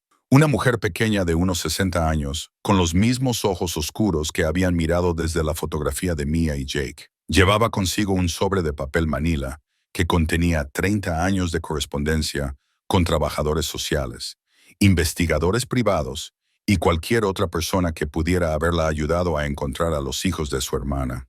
Los papeles documentaban una búsqueda incansable que nunca había perdido la esperanza. Incluso cuando todos los canales oficiales habían insistido en que los niños no podían ser localizados. Ellie y Caleb se encontraron con ella en el cementerio de Pine Valley, donde marcadores temporales indicaban los sitios de entierro de los 8 niños cuyos restos habían sido recuperados de los bosques que rodeaban la Casa del Árbol. Las lápidas oficiales aún se estaban preparando, pero María había traído flores para Mia y Jake, rosas blancas que colocó cuidadosamente en la tierra removida donde sus cuerpos ahora descansaban en paz. «Siempre supe que estaban muertos», dijo en voz baja, arrodillándose junto a las tumbas. «Mia nunca habría dejado de buscarme si estuviera viva. Pero seguí buscando porque necesitaba saber qué les había pasado. Necesitaba saber que no habían sido olvidados». La reunión entre María y las personas que finalmente habían resuelto el asesinato de su sobrina y sobrino fue emotiva de maneras que Ellie no había anticipado. Esta mujer había pasado 3 décadas lamentando la pérdida de unos niños a los que se le había impedido proteger, llevando una culpa e impotencia que reflejaba sus propios sentimientos sobre la muerte de Sarah y las luchas de Caleb con la pérdida. «Cuéntenme cómo los encontraron», pidió María mientras caminaban hacia la Casa del Árbol. «Cuéntenme sobre el diario de Mia y cómo supieron que debían seguir buscando». Caleb tomó la iniciativa para explicar su descubrimiento, describiendo la progresión desde un simple proyecto de restauración hasta una investigación criminal con el tipo de precisión detallada que le recordaba a Eli el enfoque sistemático de Mia para la documentación. Mientras su hijo hablaba, Ellie se dio cuenta de lo mucho que la investigación había cambiado al niño, no solo sanando su dolor, sino dándole confianza y un propósito que iba mucho más allá de lo que cualquier sesión de terapia podría haber logrado. Mia fue valiente, concluyó Caleb. Sabía que iba a morir, pero se aseguró de que alguien eventualmente encontraría la evidencia para atrapar a las personas que la mataron. María escuchó la historia con lágrimas corriendo por su rostro, pero cuando Caleb terminó, estaba sonriendo a través de su dolor. Eso suena exactamente a Mia. Incluso de niña, ella era la que cuidaba de todos los demás. Cuando su madre, mi hermana, estaba enferma, Mia era la que se aseguraba de que Jake comiera y fuera a la escuela y tuviera ropa limpia. Tenía 12 años y parecía de 40. Pasaron la tarde en la casa del árbol con María, examinando cada artefacto que Mia y Jake habían dejado atrás. Tocó el corazón tallado en el piso, pasó los dedos por la brújula rota de Jake y leyó pasajes seleccionados del diario que había documentado las últimas semanas de su sobrina. Lo que es más importante, escuchó a Caleb describir sus sueños sobre Mia y Jake, asintiendo con el reconocimiento de alguien que entendía que algunas conexiones trascienden la explicación ordinaria. Ha estado tratando de llegar a alguien durante 30 años, dijo María finalmente. Creo que sabía que ustedes entenderían lo que había que hacer. La caja de evidencia policial que había sido recuperada durante los arrestos fue devuelta oficialmente a las familias de las víctimas durante una ceremonia en el centro comunitario esa noche.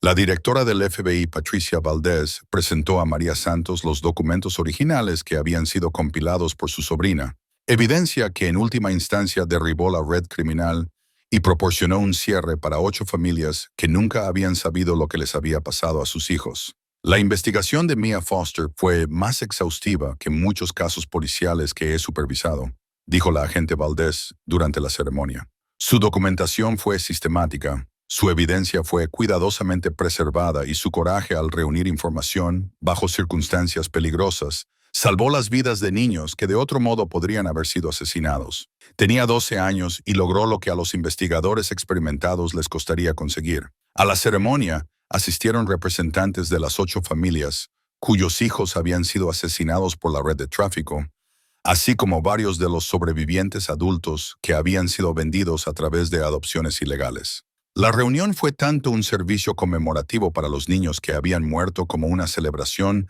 de la justicia finalmente lograda después de 3 décadas de espera. Pero el momento más significativo llegó cuando María Santos pidió hablar en privado con Eli y Caleb. Después de que terminó la ceremonia oficial, los llevó de regreso a la casa del árbol por última vez, llevando algo que había traído de Denver, pero que aún no había compartido. Esto le pertenecía a Mia, dijo, sacando una pequeña caja de madera de su bolso. Mi hermana se la dio para su 10º cumpleaños justo antes de morir. Cuando los niños fueron llevados al sistema de acogida, no se les permitió traer muchas posesiones personales, pero de alguna manera Mia logró quedarse con esto. Dentro de la caja de joyas había un relicario de plata que contenía una fotografía de Mia y Jake con su madre, tomada antes de que la enfermedad y la tragedia hubieran destruido a su familia. También había un trozo de papel doblado, una carta que Mia le había escrito a su tía años antes de su muerte. Una carta que nunca había sido enviada porque el sistema de acogida no tenía registro de la dirección de María. Tía María, leyó Caleb de la carta. Espero que todavía nos estés buscando porque Jake y yo todavía esperamos que nos encuentres. Tratamos de ser buenos niños, pero a veces es difícil cuando no tenemos un hogar de verdad. Cuido de Jake como mamá me dijo que hiciera, y él también cuida de mí. Si algo nos sucede, por favor, sabes que nunca dejamos de extrañarte y nunca dejamos de creer que tratarías de encontrarnos. Con amor, Mia. La carta había sido escrita 2 años antes de la muerte de Mia, pero demostraba la esperanza y la fe que la habían sostenido a través de múltiples colocaciones de acogida y que finalmente le habían dado la fuerza para documentar los crímenes que le habían costado la vida. Incluso en sus momentos más oscuros, había creído que alguien que la amaba todavía la estaba buscando. Quiero que tengas esto, dijo María, presionando la caja de joyas en las manos de Caleb. Mia querría que fuera para alguien que entendiera lo que ella estaba tratando de lograr. Mientras se paraban juntos en la casa del árbol donde Mia había llevado a cabo su investigación y documentado la evidencia que finalmente le había hecho justicia, Eli se dio cuenta de que su participación en el caso estaba llegando a su fin. Los arrestos se habían hecho La evidencia se había procesado y los sobrevivientes habían sido contactados. La red criminal que había operado durante 15 años había sido desmantelada, y las familias de las víctimas finalmente tenían respuestas a preguntas que las habían atormentado durante décadas. Pero lo que es más importante, Eli y Caleb habían encontrado su propia curación a través de ayudar a otros a encontrar la suya. El proceso de resolver el asesinato de Mia y Jake les había dado una manera de superar su propio dolor mientras creaban algo significativo a partir de su pérdida. Habían honrado la memoria de Sarah protegiendo a otros niños y habían encontrado su camino de regreso el uno al otro trabajando juntos en algo que importaba más que su dolor individual. La casa del árbol sería preservada como un memorial para los niños que habían muerto allí, pero también serviría como un recordatorio de que el coraje y la determinación pueden triunfar sobre el mal, incluso cuando la victoria llega demasiado tarde para salvar a los héroes que lo hicieron posible. El sacrificio de Mia y Jake finalmente había logrado su propósito previsto, y su historia inspiraría a otros a seguir luchando por la justicia, incluso cuando las probabilidades parecieran imposibles de superar. 6 meses después, Eli y Caleb regresaron a la casa del árbol en una cálida mañana de primavera que pintaba el valle de la montaña en tonos de verde que a Sarah le habrían encantado. La placa conmemorativa había sido instalada en la base del gran roble, un simple marcador de bronce que decía, en memoria de Mia y Jake, para siempre a salvo en este árbol, junto con los nombres de los otros 6 niños cuyo coraje había ayudado a exponer la red de tráfico que había destruido tantas vidas jóvenes. La casa del árbol en sí misma había sido cuidadosamente restaurada, utilizando métodos de carpintería tradicionales que honraban la artesanía de su constructor original. El condado había comprado la propiedad de los Patterson para preservarla como un parque conmemorativo, pero también la habían designado como un refugio terapéutico para niños en el sistema de acogida, un lugar donde los niños que habían experimentado un trauma podían encontrar el tipo de refugio que Mia y Jake habían creado para ellos mismos. Caleb era diferente ahora, no solo mayor, sino más seguro de sí mismo de maneras que iban más allá de sus 10 años. La investigación le había dado un sentido de propósito que se había extendido a otras áreas de su vida. Se había unido al equipo de béisbol de la escuela, había hecho amigos con compañeros de clase que compartían su interés por las novelas de misterio y las historias de detectives, y había desarrollado el tipo de conexiones sociales fáciles que habían preocupado a la señora Henderson solo un año antes. Lo que es más importante, ya no llevaba el peso del dolor no procesado que lo había hecho parecer mayor de lo que era. La muerte de Sarah seguía siendo una pérdida que daba forma a su vida, pero ya no era la tragedia que lo definía e impedía que se relacionara con el mundo que lo rodeaba. Hablaba de su madre con calidez y afecto en lugar de la cuidadosa neutralidad que había caracterizado sus intentos anteriores de protegerse del dolor. «Papá, mira lo que encontré», llamó Caleb desde el desván para dormir, donde estaba ayudando a organizar los suministros para el primer grupo de niños de acogida que usarían el refugio el próximo mes. «Hay otro mensaje tallado aquí arriba, pero es nuevo». Ellie subió la escalera de cuerda para examinar el descubrimiento de Caleb. Talladas en una viga que no habría sido visible durante sus investigaciones anteriores, había letras frescas que deletreaban. «Gracias por encontrarnos, M. y Hakondakonda», en un estilo que coincidía perfectamente con las otras tallas que Mia y Jake habían dejado en la casa del árbol. La talla no debería haber existido. La casa del árbol había sido sellada como una escena del crimen durante meses, luego cuidadosamente restaurada por contratistas profesionales que habrían notado cualquier marca existente. Nadie había estado en la estructura sin supervisión desde entonces. El trabajo conmemorativo se había completado, pero el mensaje estaba innegablemente allí, tallado con la misma técnica amateur, pero con una precisión fresca que sugería que había sido creado recientemente.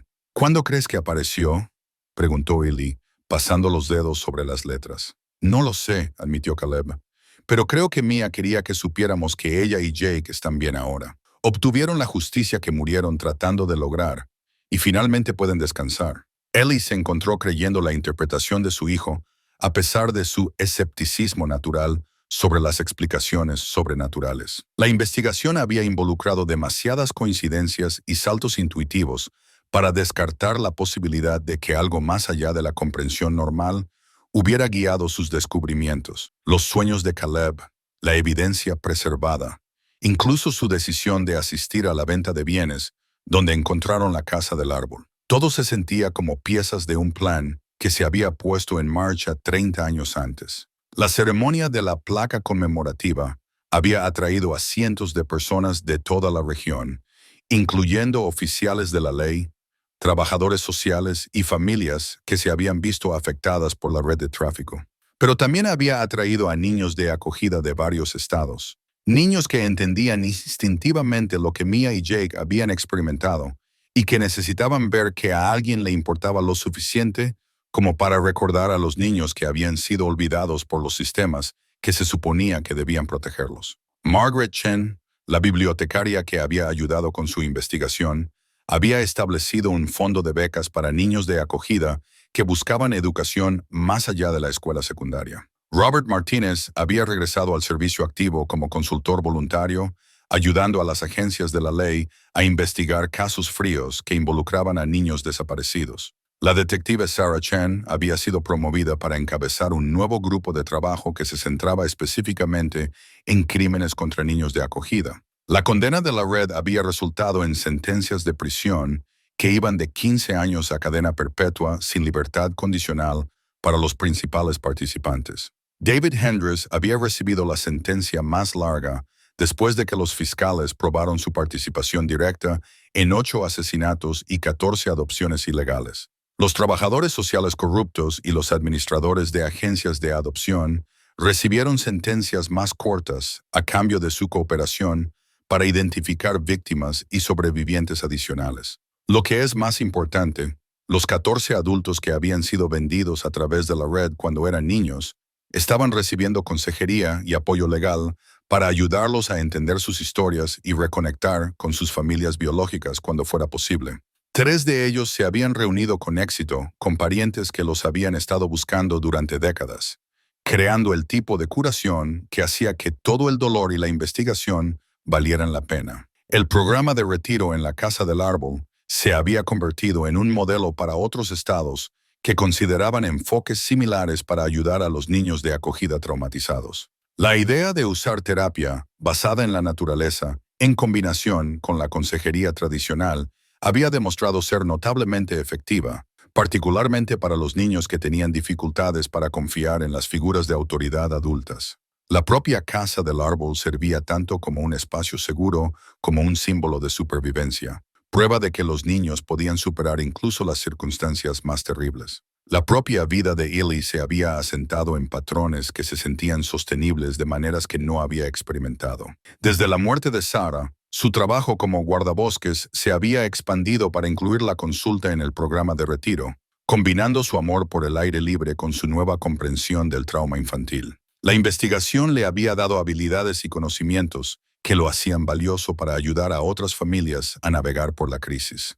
Y había descubierto que ayudar a otros a sanar era una de las formas más efectivas de continuar su propio proceso de curación. Lo que es más significativo, había movido el anillo de bodas de Sarah del cajón de su mesita de noche a una caja de joyas en la sala de estar, donde servía como un memorial en lugar de un recordatorio diario de la pérdida. La transición había sido gradual y natural, ocurriendo a medida que su comprensión del dolor había evolucionado de algo que debía ser soportado a algo que podía transformarse en compasión por otros que experimentaban pérdidas similares. Creo que mamá estaría orgullosa de lo que logramos, dijo Caleb, mientras se preparaban para dejar la Casa del Árbol después de su visita matutina. Ella siempre dijo que lo más importante era ayudar a las personas que necesitaban ayuda. Creo que ella estaría orgullosa, asintió Eli, y creo que Mia y Jake también estarían orgullosos. Sus muertes finalmente significaron algo más que solo una tragedia. Mientras